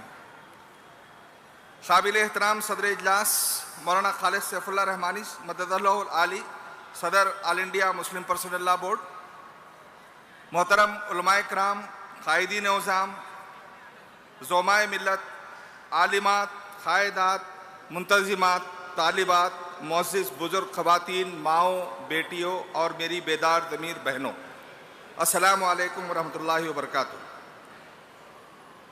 میں نے قرآن کی مختصر سی آیت جو پڑھی ہے، مولانا حالی نے اس کا بڑا ہی خوبصورت منظوم ترجمہ کیا ہے جو آج کے حالت میں ہمارے لیے ایک پیغام. انہوں نے کہا خدا نے آج تک اس قوم کی حالت نہیں بدلی نہ ہو جس کو خیال آپ اپنی حالت کے بدلنے کا. آج کا یہ تاریخی اجتماع اس بات کی دلیل ہے کہ ملت کی بیٹیاں، مائیں، بہنیں اب خاموش تماشائی نہیں ہیں، بلکہ اپنی وراثت، اپنے دین اور اپنے حق کی باوقار محافظ ہیں. یہ ایک حساس موضوع ہے جس پر ہم وقف ترمیمی ایکٹ کا سامنا کر رہے ہیں. یہ محض ایک قانونی تبدیلی نہیں بلکہ ملت اسلامیہ ہند کے دینی، تعلیمی، فلاحی اور معاشی انفراسٹرکچر پر ایک ضرب کاری. ہم یہاں کسی سیاسی مفاد کے لیے جمع نہیں ہوئے، ہم یہاں کسی شور شرابے کے لیے نہیں آئے. ہم یہاں صرف ایک بات کہنے آئے ہیں، وقف ہمارا ہے اور ہم اسے کسی کے ہاتھوں نیلام نہیں ہونے دیں گے. وقف ہمارا ہے اور ہم اسے کسی کے ہاتھوں نیلام ہونے نہیں دیں گے. بہنوں، وقف کوئی معمولی زمین یا پراپرٹی نہیں ہے، یہ اللہ کی امانت ہے. یہ وہ سرمایہ ہے جو صدقہ جاریہ بن کر معاشرے کے محروموں، یتیموں، بیواؤں، طالب علموں اور محتاجوں کی خدمت کرتا ہے. اور تاریخ میں مسلمان مردوں کے شانہ بشانہ ہماری ماؤں، بہنوں، بیٹیوں نے وقف میں اپنا کردار ادا کیا ہے. یہ نیا قانون در حقیقت امت کی جڑ پر وار ہے. آج جو وقف ترمیم بل لایا گیا ہے وہ صرف ایک قانون نہیں بلکہ پوری امت مسلمہ کی خود مختاری پر حملہ ہے. یہ بل ہمارے وقف بورڈ کو بے اختیار بناتا ہے، ہمارے متولیوں کو قصوروار بنا کر پیش کرتا ہے، عدالتوں کا دروازہ بند کر کے مسلمانوں کی زمین حکومت کے اختیار میں دیتا ہے اور وقت کی قیمتی جائیدادوں کو ہتھیانے کا ایک آئینی راستہ کھولتا ہے. ابھی مجھے ہمارے ایک دوست توجہ دلا رہے تھے کہ یہ معاملہ ابھی عدالتوں میں چل ہی رہا ہے، لیکن بیہائنڈ دا کرٹین اس وقت ہر ریاست کے وقف بورڈ سے 3 آدمیوں کو بلا کر کارروائیوں کا آغاز کر دیا گیا ہے. ویب سائٹیں بن رہی ہیں اور آن لائن تربیت کا پروگرام جاری ہے. یہ کیسے ممکن ہے؟ ایک ایسے ملک کے اندر جو جمہوری ہے، یہ کیسے ممکن ہے کہ کوئی معاملہ ابھی عدالت میں ہے اور اس کے پیچھے حکومتیں اپنی تو طاقتیں لگا رہی ہیں؟ بہنوں، سب سے زیادہ نقصان میری نظر میں آپ کا ہوگا.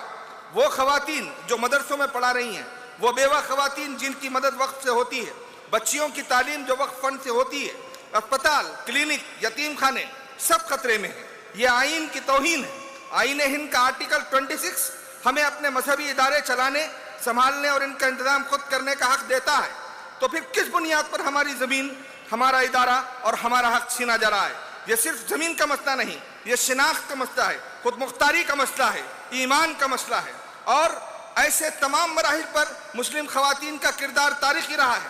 تاریخ گواہ ہے کہ امت پر جب بھی کڑا وقت آیا مسلمان عورت پیچھے نہیں ہٹی۔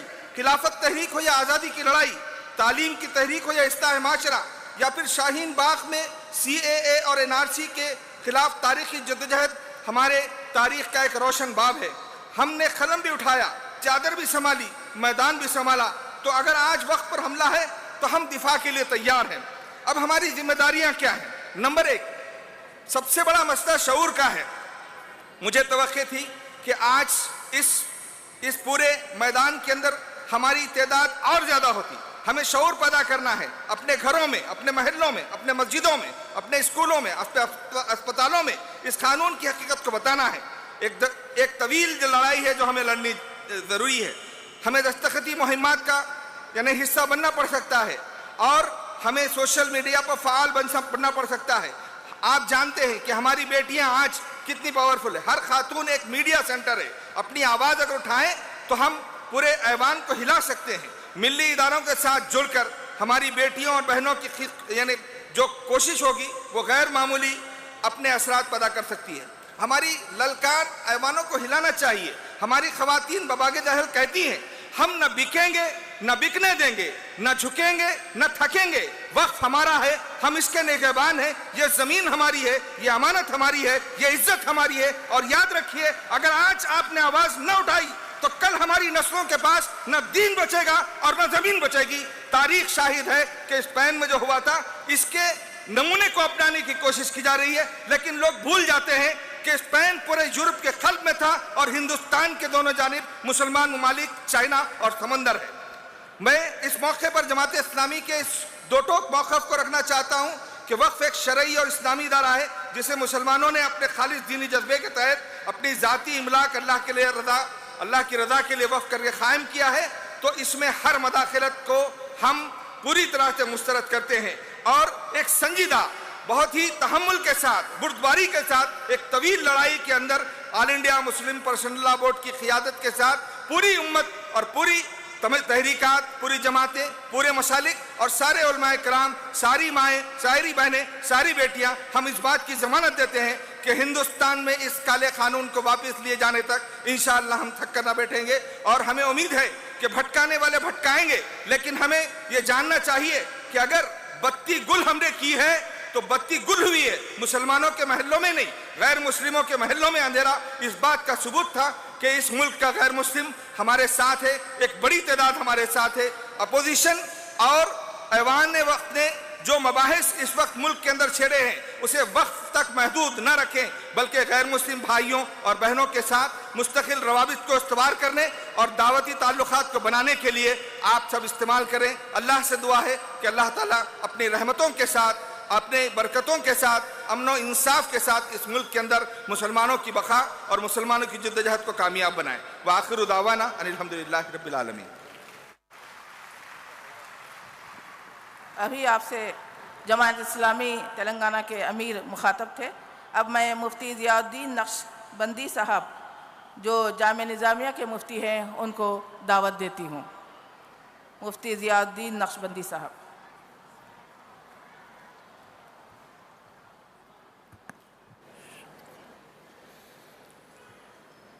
السلام علیکم ورحمۃ اللہ وبرکاتہ۔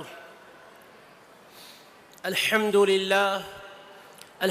للہ رب العالمین، والصلاة والسلام على سید الانبیاء واشرف المرسلین وعلى آلہ الطیبین الطاہرین وصحابته الاکرمین الافضلین ومن والاهم وتبعهم بإحسان إلى يوم الدين، اما بعد، فقال الله سبحانه وتعالى في كلامه العظيم: أعوذ بالله من الشيطان الرجيم، بسم الله الرحمن الرحيم، وليس الذكر كالأنثى، صدق الله العظيم۔ صدر علی قدر، معزز علماء کرام، دانشوران قوم و ملت، عفت مآب ख़वातीन उम्मत, अल्लाह रब्बुल इज़्ज़त का बेपाया लुत्फ़ व एहसान है, फ़ज़ल व इनाम है कि आज एक इंतहाई अजीम मकसद के तहत मुख्तलिफ़ मकामात से ख़वातीन उम्मत और दुख्तरान मिल्लत जमा हैं।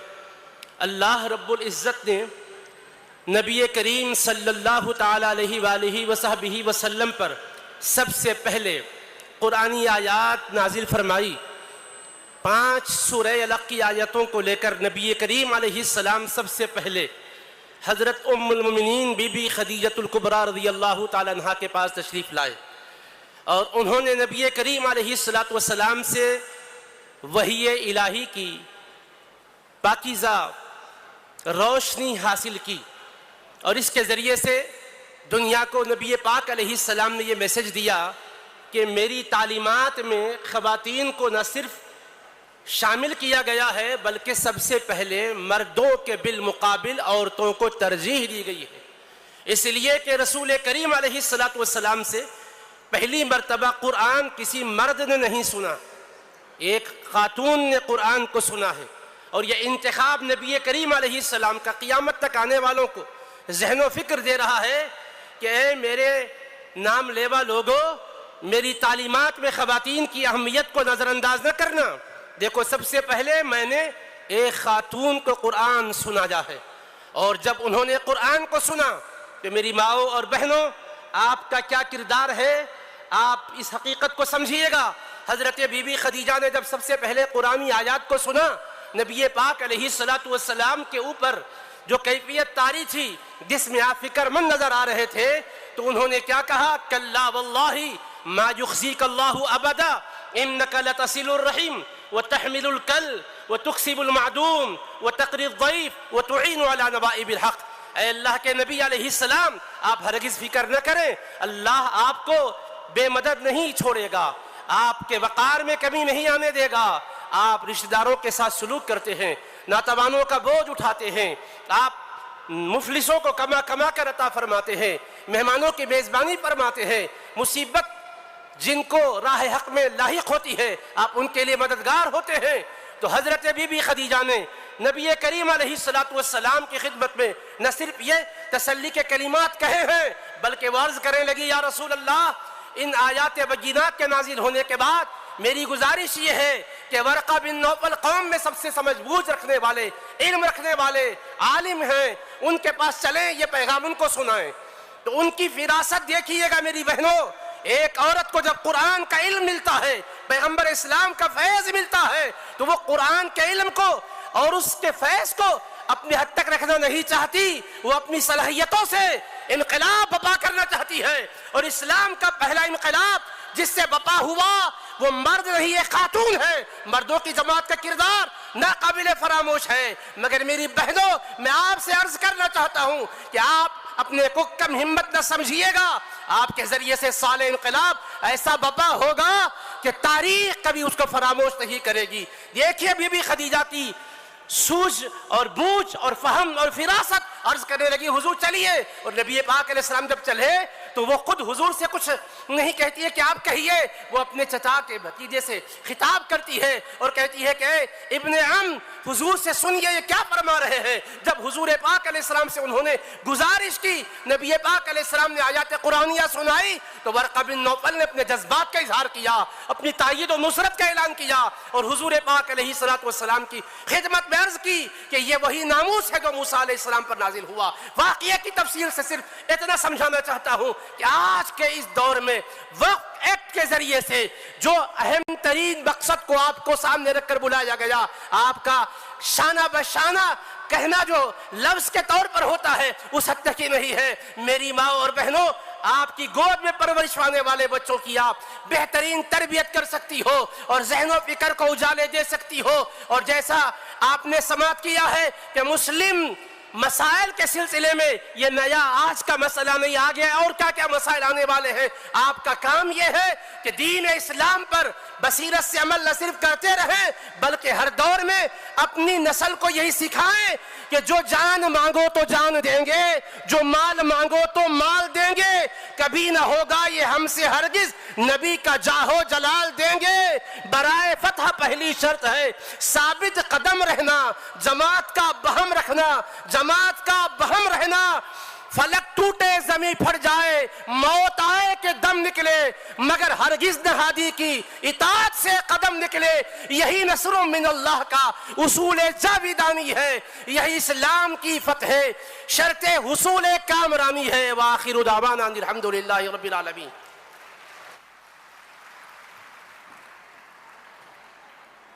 ابھی ہمیں ضیاء الدین نقشبندی صاحب مخاطب کر رہے تھے کہ مکالمات فلاطون نہ لکھ سکی لیکن اسی کے شعلے سے ٹوٹا شرار افلاطون. یہ ہم خواتین ہیں جن کے طاقت و توانائی نے ہر دور میں اسلام کی روح بن کر اپنا کام کیا. اب میں ایک بہت اہم شخصیت کو دعوت دینا چاہتی ہوں.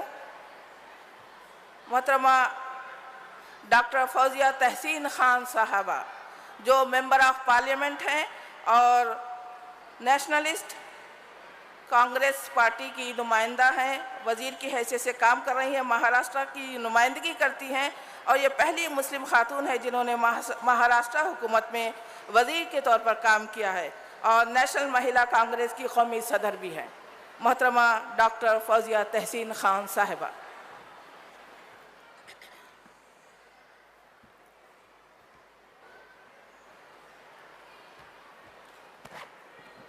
السلام علیکم.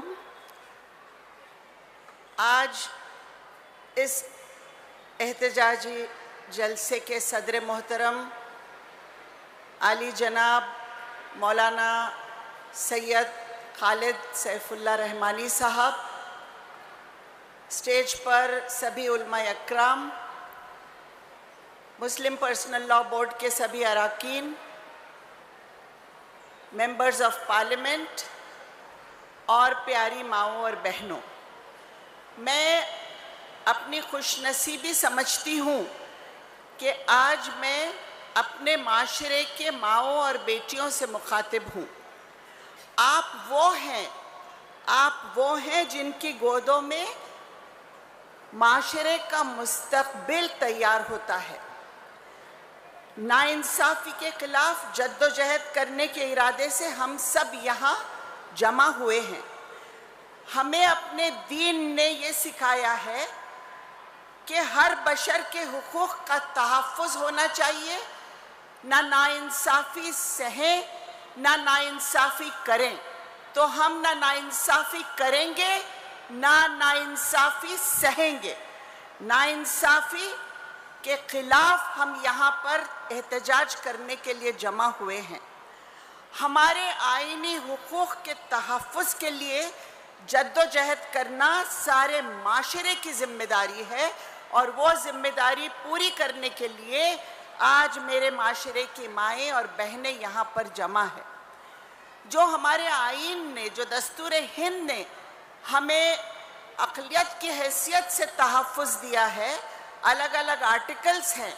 جیسے آرٹیکل 14 ہم کو کیا گارنٹی دیتا ہے کہ قانون کی نظر میں ہر کوئی برابر ہے اور ہر کسی کو برابری کا تحفظ ملنا چاہیے اگر وہ اس ملک کا باشندہ ہے. آرٹیکل 16 کیا کہتا ہے؟ مذہب، ذات پات، زبان، جنس کے آدھار پر بھید بھاؤ نہیں ہونا چاہیے. آرٹیکل 25 کیا کہتا ہے؟ کہ ہم کو وہ مذہبی آزادی دیتا ہے. آرٹیکل 28 ہم کو تعلیمی اداروں میں اپنے مذہبی آزادی کو قائم کرنے کے لیے ادھیکار دیتا ہے. لیکن آپ نے دیکھا کہ حجاب، تعلیمی اداروں میں حجاب نہیں آپ پہن سکتے، اس کا کتنا بڑا اس ملک میں ایک پروپیگنڈا چلا.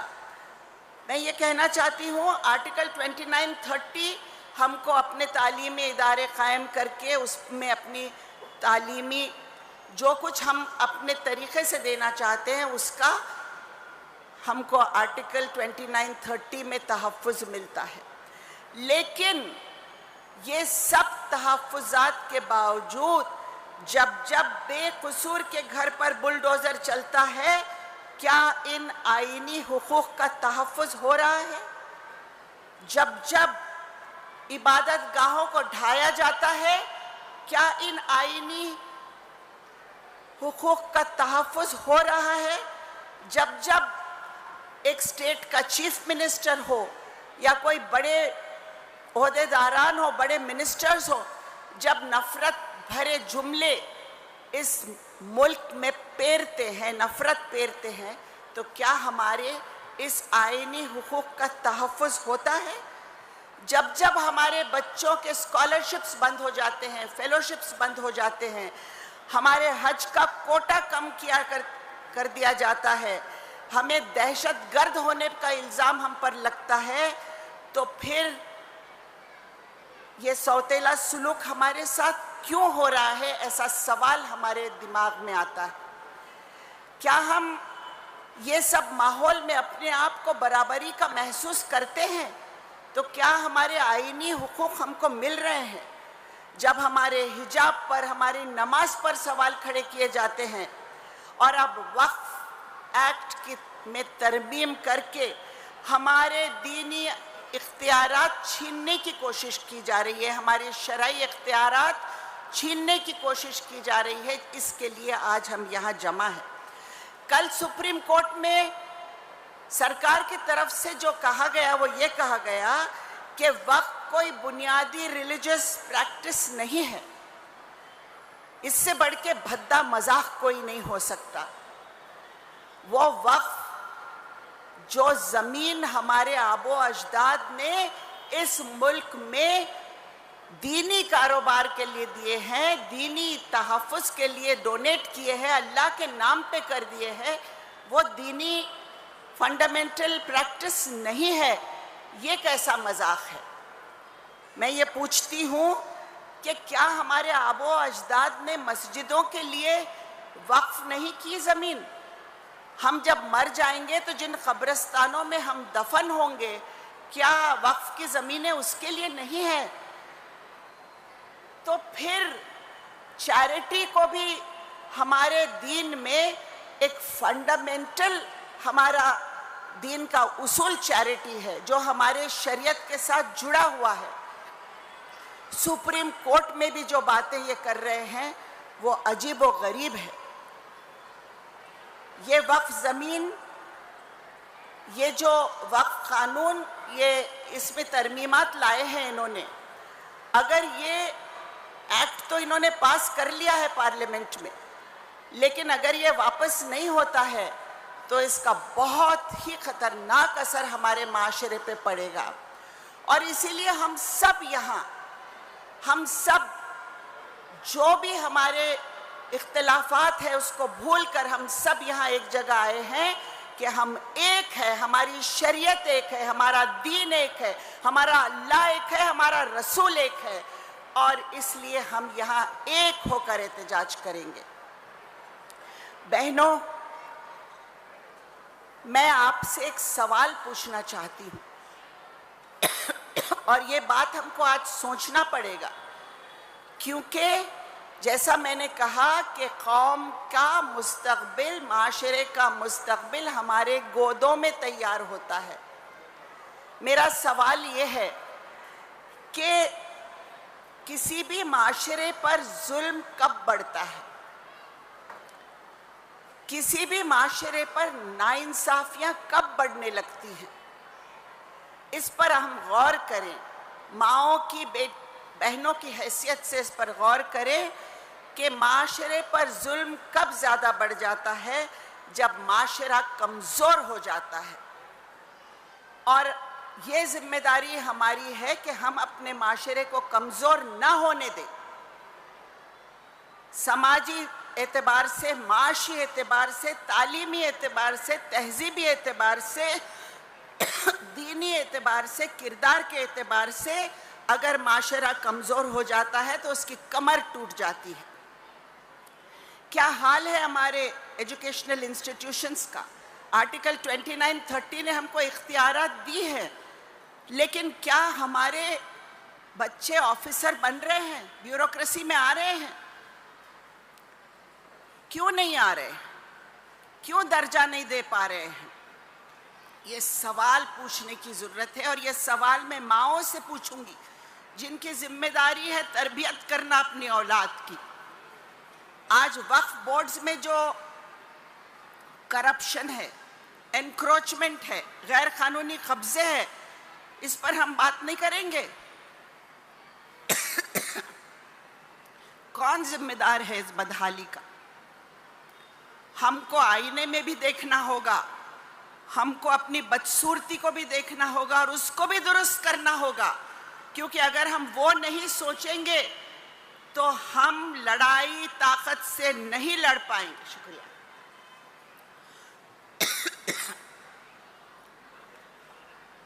ماں بہنوں کی ذمہ داری ہے قرآن فہمی کرے، سیرت کے راستے پر اپنے اولاد کی تربیت کریں، خاص طور پر بیٹوں کی تربیت کریں۔ بیٹیوں کی تو ہم کرتے ہیں، ہمارے بیٹوں کی تربیت کی ضرورت ہے۔ ان کو محنت کی عادت ہونی چاہیے، ترقی پر جانا چاہیے ہمارے بیٹوں نے۔ لیکن آج ہم ایک الگ تصویر دیکھ رہے ہیں۔ یہ تصویر کو بدلنا بہنوں آپ کا اور ہمارا کام ہے، کیونکہ ہم معاشرے کو تیار کرتے ہیں۔ کہا جاتا ہے کہ ہم 50% ہیں، لیکن باقی کے 50% کو بھی ہم ہی تیار کرتے ہیں۔ بہت بڑی ذمہ داری ہے، اور اس لیے ہم نے اس پر محنت کرنی ہوگی، اپنے معاشرے کو طاقتور بنانا ہوگا تاکہ ہم کبھی کوئی ناانصافی کا سامنا نہ کریں۔ خدائے برتر تیری زمین پر زمین کی خاطر یہ جنگ کیوں ہے؟ خدائے برتر تیری زمین پر زمین کی خاطر یہ جنگ کیوں ہے؟ ہر ایک فتح و ظفر کے دامن پر خون انسان کا رنگ کیوں ہے؟ ہم کو یہ رنگ بدلنا ہوگا۔ بہت ہو گئی، غالب صاحب نے کہا تھا بے خودی لے گئی ہے کہاں، ہم کو دیر سے انتظار ہے اپنا۔ ہم کو اپنے آپ کی شناخت کو ڈھونڈنا ہوگا، ہم کو ماؤں بہنوں کو اس معاشرے کو طاقتور بنانا ہوگا، امن کے ساتھ، شانتی کے ساتھ، صبر کے ساتھ کرداروں کو ابھارنا ہوگا، کرداروں کو بلند کرنا ہوگا۔ جاتے جاتے ایک ہی بات کہوں گی، وقف ترمیمی بل کے خلاف جد و جہد میں آپ شامل ہیں، آپ کا سواگت، لیکن ہمارے قوم کے کردار کو بلند کرنے کی محنت ہم کو شروع کرنی ہوگی آج۔ نہ چاقو، نہ خنجر، نہ تیر، نہ تلوار سے جنگ تو جیتی گئی ہے ہر دور میں کردار سے، صرف کردار سے۔ اور ہمارے معاشرے کا کردار بلند کرنے کی ذمہ داری ہم ماؤں بہنوں کی ہے، ہمیں اس ذمہ داری کو اچھی طرح نبھانا ہوگا۔ شکریہ بہنوں، شکریہ۔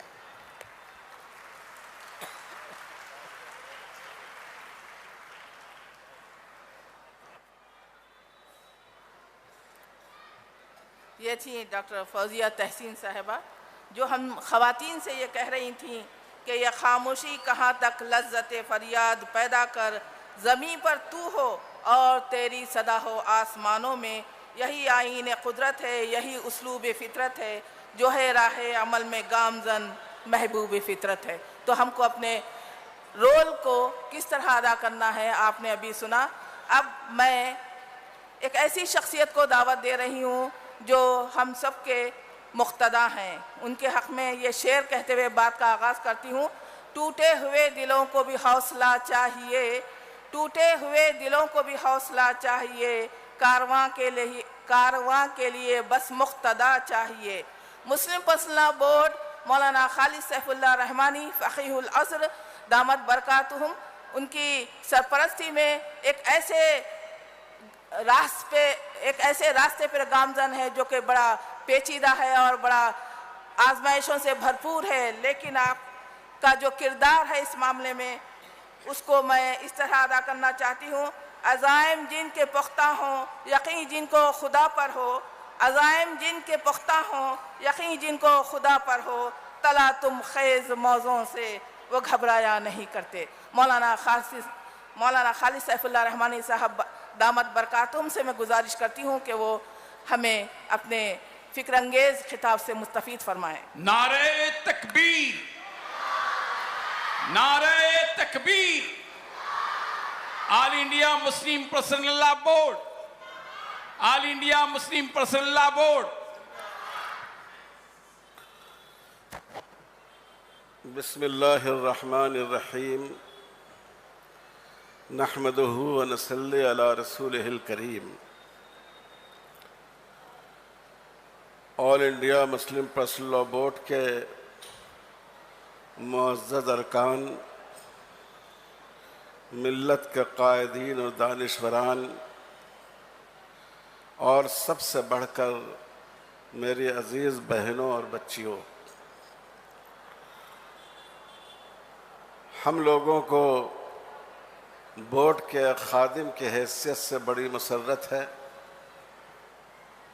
कि आज का ये प्रोग्राम मुसलमान बहनों और बच्चियों के नाम है। आपने बार बार सुना कि वक्फ का जो कानून हुकूमत 2025 में लाई है वो हमें हरगिज़ मंजूर नहीं है। यह हर मुसलमान मर्द का, हर मुसलमान औरत का, मुल्क के हर इंसाफ पसंद शहरी का और इस मुल्क के दस्तूर की आवाज़ है। मैं सिर्फ चंद जुमलों में आप बहनों को ये बताना चाहता हूँ कि इस कानून से हम लोगों को इतना ज़्यादा इख्तलाफ क्यों है। 70 साल गुज़र गए और इस मुल्क में मुसलमानों के साथ नाइंसाफ़ियों की तारीख़ भी बहुत तवील है, लेकिन आज जिस कदर हम और आप हम आवाज़ होकर उठ खड़े हुए हैं, इससे पहले इसकी कोई मिसाल नहीं मिलती है। आखिर इसकी क्या वजह है? याद रखिए, वक्फ की हिफाजत से आपके तमाम दीनी शायर और मजहबी मकामात की हिफाजत मुताल्लिक़ है। हमारी मस्जिदें वक्फ हैं, हमारी ईदगाहें वक्फ हैं, हमारे कब्रिस्तान वक्फ हैं, हमारे मदरसे वक्फ हैं, हमारी दरगाहें वक्फ हैं, हमारे इमाम बाड़े वक्फ हैं और बहुत से वो तालीमी इदारे जो वक्फ की ज़मीन पर कायम हैं और जिनसे हज़ारों मुसलमान बच्चों और बच्चियों को इल्म की रोशनी हासिल हो रही है, यह सब वक्फ का हिस्सा हैं। अगर वक्फ की ताकत कमज़ोर हो गई और वक्फ आपके हाथों से निकल गया तो इन तमाम चीज़ों को बाकी रखना दुश्वार हो जाएगा और इस मुल्क में अपनी पहचान के साथ हमारा रहना बहुत मुश्किल हो जाएगा। इसलिए हम लोग इस कानून के ख़िलाफ़ सख्त जिद्दोजहद कर रहे हैं। यह कानून शुरू से आखिर तक वक्फ को नुकसान पहुंचाने वाला है और बहुत सोच समझकर ऐसा कानून बनाया गया है जो मुसलमानों को उनके आबा व अजदाद की दी हुई अमलाक से महरूम कर दे। लेकिन मैं 4-5 मोटी मोटी बातें आप बहनों को, बच्चियों को, माँओं को इसलिए बताना चाहता हूँ कि आप इस कानून की ख़तरनाकी और संगीनी से वाकिफ़ हो जाएं। पहली बात यह है कि वक्फ में एक इस्तिलाह है वक्फ बिल इस्तेमाल, जिसको वक्फ बाय यूज़र कहते हैं। अगर एक जगह मुद्दतों से मस्जिद के तौर पर इस्तेमाल होती आई है, कब्रिस्तान और ईदगाह के तौर पर इस्तेमाल होती आई है, वहाँ दरगाह कायम है, दरगाह के मरासिम अंजाम दिए जाते हैं, तो उसको उसी मकसद की ज़मीन और जायदाद समझा जाएगा, चाहे उसके लिए कोई डॉक्यूमेंट्स मौजूद ना हो। इस कानून में ये बात कही गई है کہ وقف بائی یوزر کا اعتبار نہیں ہوگا جب تک آپ کسی وقف کے لیے ڈاکومنٹ پیش نہیں کریں گے، دستاویز پیش نہیں کریں گے، اس کو دستاویز نہیں مانا جائے گا۔ میں آپ سے مثال کے طور پر پوچھتا ہوں کہ یہ مکہ مسجد جو اس شہر میں بلکہ ملک میں مسلمانوں کی ایک پہچان ہے، یہ 300-400 سال قدیم مسجد ہے۔ آج اگر آپ سے کوئی شخص کہے کہ آپ اس کا پیپر دیجئے، آپ دستاویز دیجئے، تب تو اس کو مسجد مانا جائے گا، ورنہ سرکار اس کو اپنے قبضے میں لے لے گی اور وہ اس کو کسی بھی مقصد کے لیے استعمال کر سکے گی۔ تو آپ سوچئے کہ 400-300 سال پرانی عمارتوں کا دستاویز آج لانا ممکن ہے؟ دلی کی جامع مسجد، جس کو دیکھنے کے لیے دنیا کے کونے کونے سے لوگ آتے ہیں، 400 سال قدیم مسجد ہے۔ آج اگر حکومت یہ کہے کہ آپ اس کے ڈاکومنٹ پیش کیجئے تب اس کو مسجد مانا جائے گا، آپ سوچئے کہ آج اس کے دستاویز، اس کا رجسٹریشن پیپر پیش کیا جا سکتا ہے؟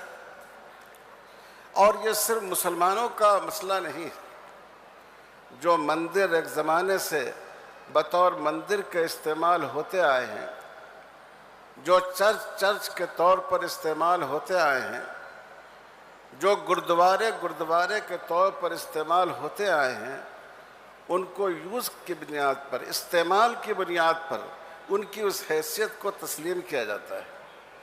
تو یہ عجیب بات ہے کہ آپ دوسرے مذاہب کے لیے تو اس سہولت کو باقی رکھیں کہ صرف اپنے استعمال کی وجہ سے ان کے حیثیت کو مانا جائے گا اور آپ مسلمانوں کو اس حیثیت سے محروم کر دیں۔ آپ غور کیجئے کہ اس سے کتنا بڑا نقصان مسلمانوں کو ہوگا۔ دوسری بات، یہ بہت سی مسجدیں وہ ہیں جو آثار قدیمہ کے تحت ہیں، جن کی تاریخی اہمیت ہے، اور ان کو گورنمنٹ نے آثار قدیمہ کے تحت کر دیا ہے۔ افسوس کی بات ہے کہ بعض مسجدیں جو آثار قدیمہ کے تحت تھی ان میں نماز ہی بند کر دی گئی۔ بعض مسجدوں میں 2 وقت کی نماز کی اجازت دی جاتی ہے، بعض مسجدوں میں ہفتے میں 1 دن نماز کی اجازت دی جاتی ہے۔ اب اس نئے قانون میں ایک بات یہ آئی ہے، اور بڑی اچھی گرفت اس پر پارلیمنٹ میں ہمارے دوست جناب اسد الدین اویسی صاحب نے فرمائی کہ جو آثار قدیمہ کی مسجدیں ہیں وہ وقف باقی نہیں رہیں گی۔ جو عمارتیں، جو جگہیں، جو مقامات آثار قدیمہ کے دائرے میں آ گئے ہیں ان کو وقف نہیں مانا جائے گا۔ کل ہو کر اگر گورنمنٹ نے کہا کہ یہ مکہ مسجد بہت قدیم چیز ہے، یہ ایک زبردست تاریخی یادگار ہے، اس کو ہم آثار قدیمہ میں شامل کرتے ہیں، تو معلوم یہ ہوا کہ اب یہ وقف باقی نہیں رہی۔ اب سرکار کے رحم و کرم پر اگر اجازت دے تو آپ نماز پڑھ لیجئے، اور ورنہ آپ کو مسجد کے گیٹ سے واپس کر دیا جائے گا۔ تیسری بات، ہمارے ملک میں ایک قانون ہے لیمیٹیشن ایکٹ کا۔ کسی زمین پر، کسی مکان پر، املاک پر اگر کوئی شخص طویل عرصے سے 12 سال یا اس سے زیادہ عرصے سے قابض ہے اور اس کے خلاف کوئی کیس کورٹ میں نہیں گیا تو اس کو اس کی ملکیت مان لیا جائے گا، اس پر اس کی آنرشپ تسلیم کر لی جائے گی۔ لیکن اس سے بہت سی چیزوں کو مستثنی رکھا گیا ہے۔ سرکاری املاک کو مستثنی رکھا گیا ہے، ہندو انڈومنٹ کے تحت آنے والی جو چیزیں ہیں ان کو مستثنی رکھا گیا ہے۔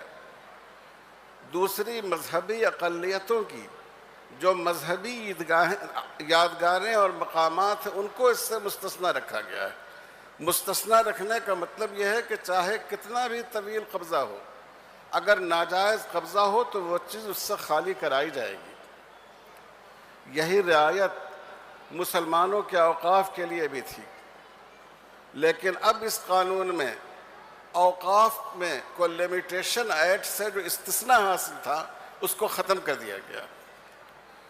اس کا مطلب یہ ہے کہ وقف کی کسی زمین پر، چاہے وہ عیدگاہ ہو، چاہے قبرستان ہو، چاہے مسجد کی اراضی ہو، اگر کسی شخص نے یا کسی تنظیم نے 12 سال سے اس پر قبضہ کر رکھا ہے تو اس کے ناجائز قبضے کو جائز قبضہ تسلیم کر لیا جائے گا اور اس کو اس کا مالک تصور کیا جائے گا۔ آپ اخبارات میں دیکھیے، ماشاءاللہ آپ سب پڑھی لکھی خواتین ہیں، وقف کی جائیداد میں سچر کمیٹی کی رپورٹ میں دیکھیے کتنی بڑی املاک پر لوگ ناجائز طریقے پر قابض ہیں۔ اس کا نتیجہ یہ ہوگا کہ یہ سب چیزیں ان کی ملکیت سمجھی جائے گی۔ نمبر 4، ہر کسی بھی ادارے کا، کسی بھی شخص کا، اس کا مینجمنٹ ان لوگوں کے ہاتھ میں رہنا چاہیے جس کا اس سے عقیدے کا، یقین کا تعلق ہے۔ گھر آپ کا ہے لیکن اس کا انتظام پڑوسی کے ہاتھ میں دے دیا جائے تو آپ کے گھر کا انتظام صحیح رہ سکتا ہے؟ اس لیے جو اوقاف ہیں ان میں یہ اصول تھا کہ اس میں مسلمان ارکان ہوں گے، چاہے سینٹر میں وقف کونسل ہو یا ریاست میں وقف بورڈ ہو، جو اس میں ارکان ہوں گے وہ مسلمان ہوں گے۔ ایکاک عہدیدار سرکار کی طرف سے ہوتا تھا۔ یہ صرف مسلمانوں کے لیے نہیں ہے، ہمارے ہندو بھائیوں کی جو دھارمک سنستھائیں ہیں ان کے بارے میں بھی صراحت موجود ہے کہ اس ٹرسٹ کے ہر ممبر کے لیے ہندو ہونا ضروری ہے، چرچوں کے لیے عیسائی ہونا ضروری ہے، اور گردواروں کے لیے سکھ ہونا ضروری ہے۔ لیکن اس وقت اب جو یہ قانون لایا گیا ہے اس میں وقف کونسل میں بھی اور وقف بورڈ میں بھی غیر مسلموں کو بڑی تعداد میں شامل کر لیا گیا ہے۔ 2 ممبر تو غیر مسلم لازماً ہوں گے اس قانون کے تحت، لیکن اس کے علاوہ بحیثیت عہدہ جو غیر مسلم شامل ہو سکتے ہیں، اس کے لحاظ سے وقف کونسل میں بھی اور وقف بورڈ میں بھی غیر مسلموں کی اکثریت ہو سکتی ہے۔ آپ سوچئے، کیا آپ ان حضرات سے، یہ غیر مسلم بھائیوں سے جو مسجدوں پر یقین نہیں رکھتے، آپ امید کر سکتے ہیں کہ وہ مسجدوں کا اور آپ کے مذہبی مقامات کا صحیح انتظام کر سکیں گے؟ تو یہ بھی وقف کو ضائع کرنے کی اور وقف پر ناجائز قبضہ کرنے کا ایک راستہ بنایا گیا ہے۔ کئی امور ایسے ہیں جس میں وقف کا مقدمہ حکومت کے ساتھ ہوتا ہے۔ ہمارے اسٹیٹ میں بھی، تلنگانہ میں بھی کئی کیس جو عدالت میں چل رہے ہیں اس میں مدعا گورنمنٹ۔ پہلے بھی گورنمنٹ ہیرا پھیری کرتی تھی، کرپشن کے ذریعے ایسی شکل اختیار کرتی تھی کہ وقف بورڈ کیس ہار جائے، لیکن اب تو انہوں نے پورا راستہ کھول دیا ہے کہ ایسے بہت سارے کیسز میں جو گورنمنٹ کا مقرر کیا ہوا نمائندہ ہو وہ فیصلہ کرے گا کہ اس کو وقف کی زمین مانا جائے گا یا گورنمنٹ کی زمین مانا جائے گا۔ کیا آپ امید کر سکتے ہیں کہ ایسے مقدمات میں، ایسے کیسز میں آپ کو انصاف حاصل ہو سکے گا؟ اسلام میں نو مسلم اور پرانے مسلمان یا ایک مسلمان اور دوسرے مسلمان میں مذہبی کاموں کے بارے میں کوئی تفریق نہیں ہے۔ ایک آدمی حاجی بھی ہے اور نمازی بھی ہے اور دین کا کام بھی کرتا ہے، وہ بھی مسجد میں جا کر نماز پڑھ سکتا ہے۔ کوئی مسلمان خدا نخواستہ فاسق و فاجر ہو، شراب کی لت میں پڑا ہوا ہو، گناہوں میں مبتلا ہو، وہ بھی اگر مسجد میں جائے تو کوئی اس کو نماز پڑھنے سے روک نہیں سکتا ہے۔ اس لیے کوئی بھی مسلمان خیر کا کام کرنا چاہے، وقف کرنا چاہے، صدقہ کرنا چاہے تو اس کو اجازت ہے۔ اس قانون میں وقف کو مشکل بنانے کے لیے ایک اصول یہ مقرر کیا گیا ہے کہ وہی شخص وقف کرنے کا حق رکھتا ہے جو 5 سال سے عملی مسلمان ہو۔ 5 سال سے وہ ثابت کرے کہ میں نہ صرف مسلمان ہوں بلکہ میں اسلام کے تمام احکام پر عمل بھی کرتا ہوں۔ آپ سوچئے ہماری مسجدوں میں رجسٹر حاضری تو نہیں ہوتا ہے، وقف کرنے والا مسجد سے رجسٹر حاضری لے کر جائے اور رجسٹری آفس میں جا کر دکھا دے کہ دیکھیے میں پابند نمازی ہوں۔ تو یہ ایسی دفعہ رکھی گئی ہے، اس کے ذریعے کسی بھی مسلمان کو وقف کرنے سے محروم کیا جا سکتا ہے۔ اسی طرح میرے بھائیوں، وقف خیر کا کام ہے۔ جیسے ایک مسلمان غیر مسلم کو بھیک دے سکتا ہے، ایک مسلمان غیر مسلم بھائی کو ریلیف دے سکتا ہے، اس کی مدد کر سکتا ہے۔ ہمارے شہر میں سیلاب آیا، مسلمانوں نے بڑے پیمانے پر برادران وطن کے محلوں میں جا کر مدد کی۔ اسی طرح غیر مسلم بھائی بھی اچھے کاموں کے لیے، مسلم کاز کے لیے دان دے سکتا ہے، لیکن یہ قانون غیر مسلم بھائیوں کو وقف کرنے سے روکتا ہے، غیر مسلم کا وقف معتبر نہیں قرار دیتا ہے۔ آپ کو یہ بات یاد رکھنی چاہیے کہ اس ملک میں آزادی سے پہلے بہت سی ریاستیں ایسی تھیں کہ جہاں کے حکمراں ہندو راجہ اور مہاراجہ تھے، رعایا مسلمان تھی۔ بہت سے ریاستیں ایسی تھیں جیسے خود ہمارے حضور نظام حیدرآباد کہ جہاں حکمراں مسلمان تھے اور رعایا ہندو تھے۔ جہاں مسلمان حکمراں تھے انہوں نے ہندو رعایا کے لیے بہت سی چیزیں مذہبی مقاصد کے لیے دان دی، اور جہاں مسلمان عوام تھے اور ہندو حکمراں تھے انہوں نے مسلمانوں کے لیے بہت سی چیزیں وقف کی۔ اس قانون کے لحاظ سے غیر مسلموں کا کیا ہوا وقف یہ ایک طرح سے آپ سے چھین لیا جائے گا۔ اسلام میں ایک خاص گنجائش رکھی گئی ہے وقف علی الاولاد کی۔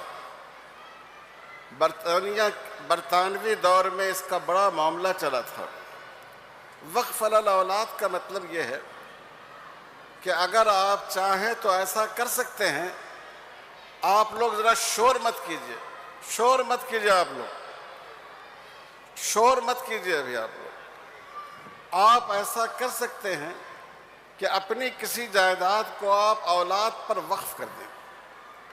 اولاد اس وقف کو، اس جائیداد کو بیچ تو نہیں سکتی، لیکن اس کو باقی رکھتے ہوئے اس سے تمام خاندان کے لوگ فائدہ اٹھا سکتے ہیں۔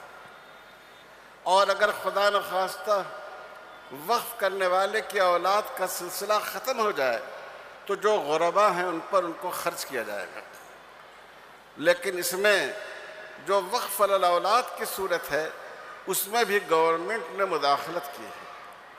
تو میں آپ سے یہ عرض کرنا چاہتا ہوں، عزیز بہنوں، یہ قانون وقف کو غیر محفوظ بنانے والا ہے، وقف کو چھیننے کا ایک ذریعہ ہے، نئے وقف کو مشکل بناتا ہے، وقف کی املاک کے تحفظ کو دشوار بناتا ہے، اور ہر اعتبار سے وقف کے لیے نقصان دہ ہے۔ اس لیے All India Muslim Personal Law Board نے بہت سوچ سمجھ کر اس کے خلاف وقف بچاؤ تحریک شروع کی ہے، اور یہ لوگ حکومت بالکل دروغگوئی سے کام لے کر، جھوٹ بول کر یہ کہتی ہے کہ یہ وقف یہ ہم عورتوں کی بھلائی کے لیے کر رہے ہیں، حالانکہ پورے قانون میں ایک دفعہ بھی عورتوں کی بھلائی کی نہیں ہے۔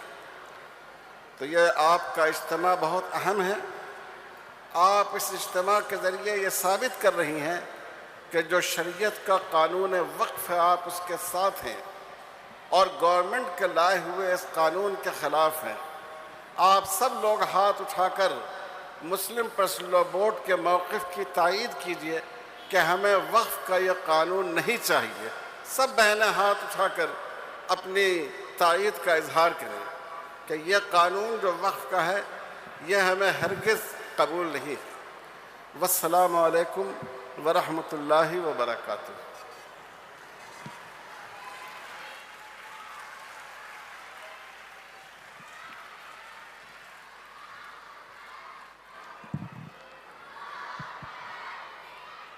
جو خواتین والنٹیئرس ہیں ان سے میں گزارش کرتا ہوں کہ ان بچیوں کو بٹھائیے اور پروگرام میں جو ڈسٹربنس کریٹ ہو رہا ہے اسے روکنے کی کوشش کیجیے پلیز. آپ لوگ بیٹھیے, کئی اہم مقررین آپ کے سامنے ہیں جن کو آپ نے سننا ہے. تشریف رکھیں آپ سب. پیاری بیٹیوں, آپ لوگوں نے تقریر کے دوران جس طرح کا مظاہرہ کیا ہے وہ آداب محفل کے خلاف ہے. آپ لوگ سکون کے ساتھ بیٹھیے, اور جب سب مقررین اپنی بات کہہ چکے ہیں تو آپ کو بھی اس طرح کے اظہار کا اختیار ہے. ابھی مولانا خالد سیف اللہ رحمانی صاحب, صدر All India Muslim Personal Law Board, آپ کو مخاطب کر رہے تھے. آپ کی صدارت ہم خواتین کے اس جلسے کے لیے باعث وقار ہے, اور آپ کی یہاں موجودگی ہمارے لیے باعث سعادت و برکت ہم سمجھتے ہیں. انشاءاللہ آپ کی سرپرستی میں مسلم پرسنل لاء بورڈ نئی منزلیں طے کرے گا. اب میں آپ تمام کے سامنے ایک ایسی خاتون شخصیت کو مدعو کرتی ہوں جن سے آپ بخوبی واقف ہیں. محترمہ ایڈوکیٹ جلیسہ سلطانہ یاسین صاحبہ, جو All India Muslim Personal Law Board کی ممبر بھی ہیں اور خواتین کی مرکزی نمائندہ بھی ہیں, کنوینر بھی ہیں. تو اس موقع پر آپ سب جانتی ہیں کہ وہ اور ان کی ٹیم نے آپ کی اس عظیم الشان جلسے کے اہتمام کے لیے جو کوششیں کی ہیں, گلی گلی پھر کر, ہر جگہ ہر بستی میں پہنچ کر جس طرح آپ کو اویئرنیس دیا ہے وہ قابل تحسین ہے. ان کے حق میں یہ شعر موضوع ہوتا ہے, وہ سنگ گراں جو حائل ہیں رستے سے ہٹا کر دم لیں گے, وہ سنگ گراں جو حائل ہیں رستے سے ہٹا کر دم لیں گے, ہم راہ حق کے رہرو ہیں منزل پہ جا کر دم لیں گے. محترمہ جلیسہ یاسین صاحبہ ایڈوکیٹ.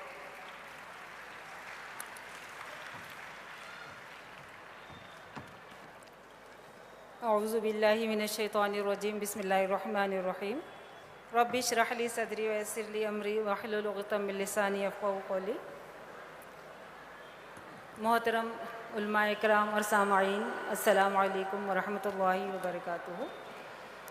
جیسا کہ آپ جانتے ہیں کہ آج ہم جو ہیں وقف ترمیمی قانون کے خلاف احتجاج کرنے کے لیے جمع ہوئے ہیں.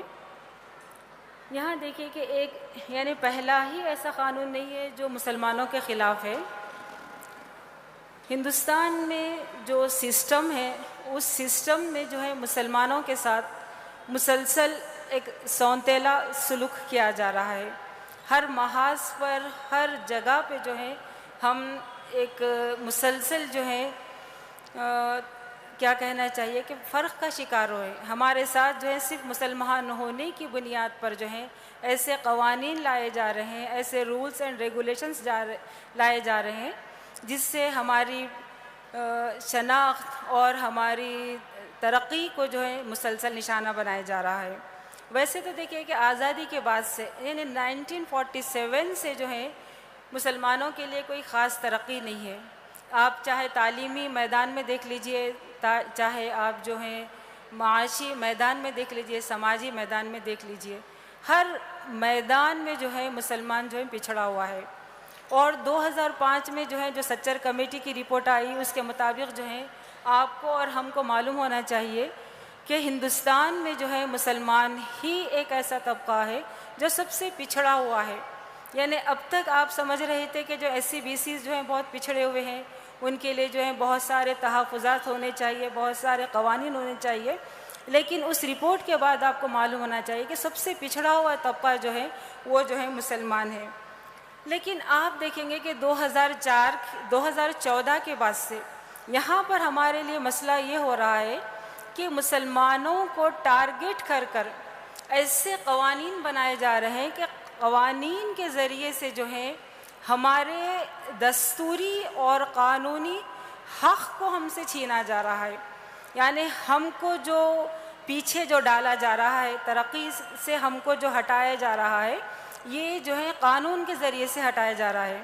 تو مسلسل آپ دیکھ لیجئے CA/NRC ہونے دیجئے, چاہے جو ہے ہمارے ایمان کا مسئلہ ہونے دیجئے, سوریہ نمسکار ہے, کئی ایسی چیزیں ہیں, سرسوتی وندنا ہے, اور جو ہے ہمارے سلیبس کا جو مسئلہ ہے, ہمارے سلیبس کو بھی آپ دیکھیں کہ مکمل جو ہے زعفرانی بنا دیا گیا ہے.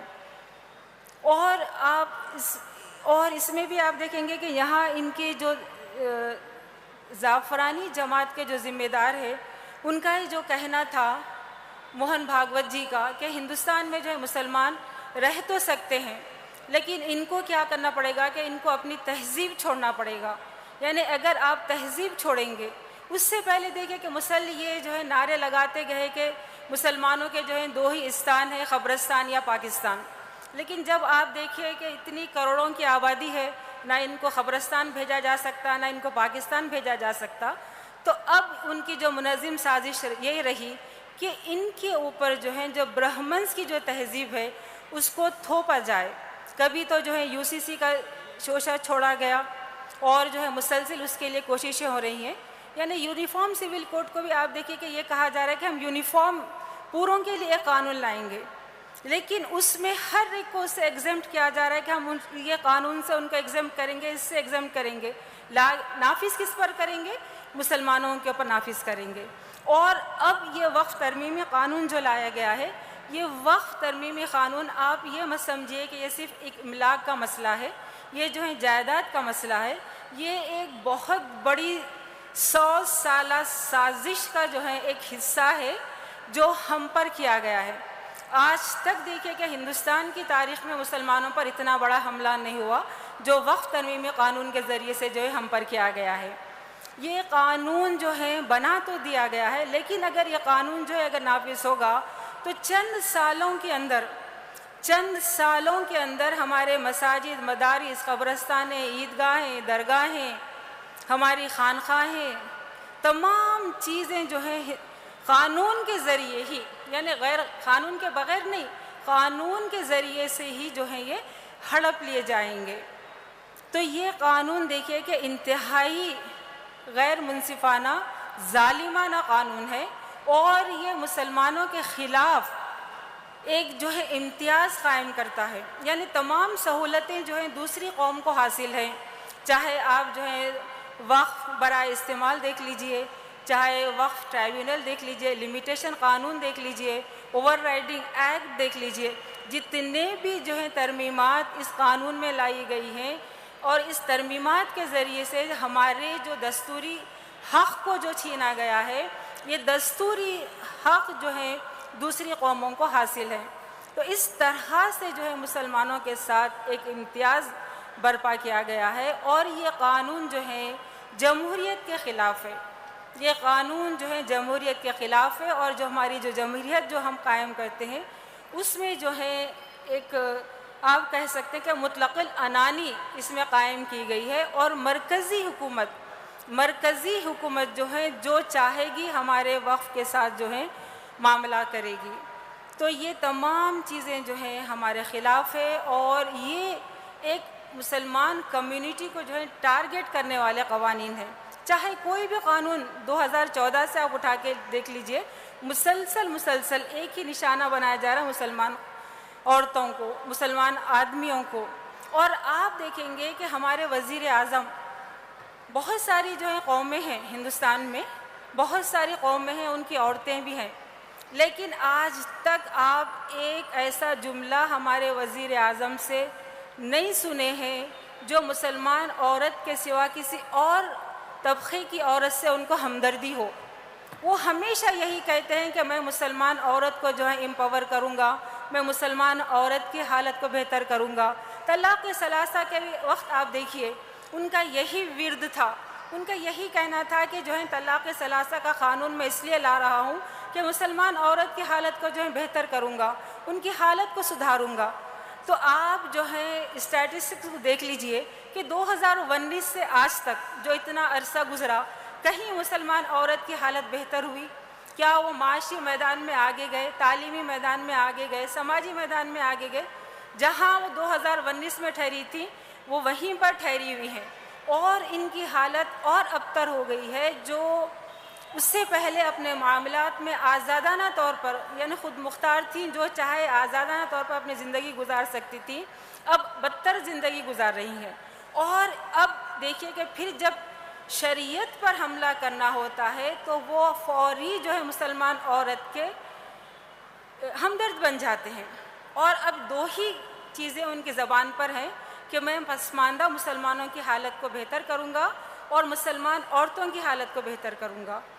تو آپ دیکھ لیجئے کہ ہمارے پاس جتنی وقف کی چیزیں ہیں یہ دونوں کے لیے جو ہے برابر استعمال ہوتی ہیں، کوئی اس میں فرق نہیں ہے، چاہے مسجد کا مسئلہ ہو، چاہے جو ہے قبرستان کا مسئلہ ہو، چاہے مدرسے کا مسئلہ ہو، ہر کوئی جو ہے عورت اور آدمی جو ہے دونوں برابر فائدہ اٹھاتے ہیں، کہیں بھی اس میں جو ہے فرق نہیں ہے۔ لیکن ان کا یہ کہنا کہ میں عورتوں کو بہتر کروں گا، یہ ایک جھانسا ہے جو مسلسل مسلمانوں کو دیا جا رہا ہے۔ اور یہ قوانین اور یہ ترمیمات جو ہیں اگر آپ اس کا غور سے جائزہ لیں گے تو یہ صرف اور صرف جو ہے وقف کے ڈھانچے کو، وقف کا جو اسٹرکچر ہے پوری طرح سے تباہ و برباد کرتا ہے۔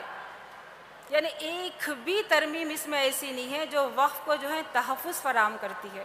تو ہم جو ہے ہمارے وزیر اعظم سے یہ سوال کر سکتے ہیں کہ جب آپ کے ان ترمیمات کو جب ہم لاگو کریں گے تو وقف ہی نہیں بچے گی، وقف کا تحفظ ہی نہیں ہوگا تو مسلم عورت کا امپاورمنٹ کہاں سے ہوگا؟ اور یہ بھی بات بولتے ہیں اور ان کا دیکھیے کہ یہ بھی کہنا ہے کہ ہم جو ہے وقف کے اندر جو ہے ایک سیکولر امیج دینا چاہتے ہیں۔ ایک طرف آپ کہتے ہیں کہ مسلمان یعنی جو بھی وقف کرنا چاہے گا اس کا جو ہے 5 سال مسلمان ہونا لازمی ہے، اس کے لیے مسلمان ہونے کی شرط آپ لگاتے ہیں، اور دوسری طرف آپ دیکھیں گے کہ وقف ٹرائیبیونل کا جو مسئلہ ہے وہاں پر آپ کہتے ہیں کہ ہم اس میں جو ہے سیکولر امیج دینا چاہتے ہیں اور غیر مسلموں کو جو ہے اس میں داخل کر رہے ہیں۔ اور یہ غیر مسلموں کو جو داخل کر رہے ہیں یہ اس میں دیکھیے کہ انہوں اتنی اکثریت میں آ جا رہے ہیں کہ مسلمان جو ہیں آدھی بھی یعنی 50% بھی اس کے اندر نمائندگی نہیں ہوگی۔ نمائندگی جب نہیں ہوگی تو یہ تمام معاملات یعنی وقف سے جو متعلق ہے یہ تمام معاملات ہمارے ہم وطن ہندو بھائیوں کے ہاتھ میں چلی جائیں گی اور وہ جس طرح سے چاہیں اس کو فیصلہ کریں گے۔ اور آپ کو یہ بات معلوم ہونا چاہیے کہ جب ہمارے ہندو بھائیوں کے ہاتھ میں جب یہ معاملہ چلا جائے گا تو ہمارے وقف کا تقدس وہ قائم نہیں رکھ سکیں گے، اور یہ بہت بڑی گہری سازش ہے۔ اور جب کبھی دیکھیں کہ آپ ایک بات غور کیجئے کہ ہمارے وزیر اعظم جو ہم مسلمان بہنوں کی جو ہمدردی کا اظہار کرتے ہیں ان کی اس سازش کو سمجھنا چاہیے۔ جس طرح سے دیکھیں کہ نبی کریم صلی اللہ علیہ وسلم کے زمانے میں جو ہے حضرت کعب بن مالک کا جو واقعہ پیش آیا تھا کہ روم کا بادشاہ جو ہے آپ کے پاس ایک چٹھی بھیجا تھا کہ آپ کے لوگ جو ہیں آپ کو ذلیل کر رہے ہیں اور آپ جو ہیں بہت یعنی ذلت اٹھا رہے ہیں، آپ ہمارے پاس آ جائیے اور ہم آپ کو جو ہے وقار دیں گے، ہم آپ کو جو ہے پیسہ دیں گے، آپ کو جو ہے جاہ و جلال دیں گے۔ یہ صرف دھوکے کے سوا کچھ نہیں ہے۔ تو میں چونکہ بہت کم وقت ہے ایک بات میں اپنی بہنوں سے یہ کہنا چاہوں گی کہ ان کا یہ جھانسا صرف دھوکے کے سوا کچھ نہیں ہے۔ جس طرح سے کعب بن مالک جو ہے جو دعوت نامہ آیا تھا جس طرح پھاڑ کر اس کو جو ہے پھینک دیے تھے، اسی طرح سے جو ہے ہم خواتین کو ہر وہ دعوت ہر وہ انویٹیشن جو ہمارے لیے بظاہر ہمدردی کا دکھائی دے رہا ہے اس کو پوری طرح سے چاک کر کے ہم کو پھینکنا چاہیے، اور ہم جو ہے یہ عہد کریں گے کہ آخری وقت تک جو ہے نبی کریم صلی اللہ علیہ وسلم کی تعلیمات پر اور اللہ تعالیٰ کی تعلیمات پر قائم رہیں گے، اور انشاءاللہ جو ہے شریعت کی حفاظت میں ہم مردوں کے شانہ بشانہ مسلسل جو ہے ان کے ساتھ رہیں گے، اور ہندوستان میں کبھی بھی جو ہے شریعت پر آنچ آنے نہیں دیں گے۔ اسی کے ساتھ میں اپنی بات کو ختم کرتی ہوں۔ وآخر دعوانا ان الحمدللہ رب العالمین۔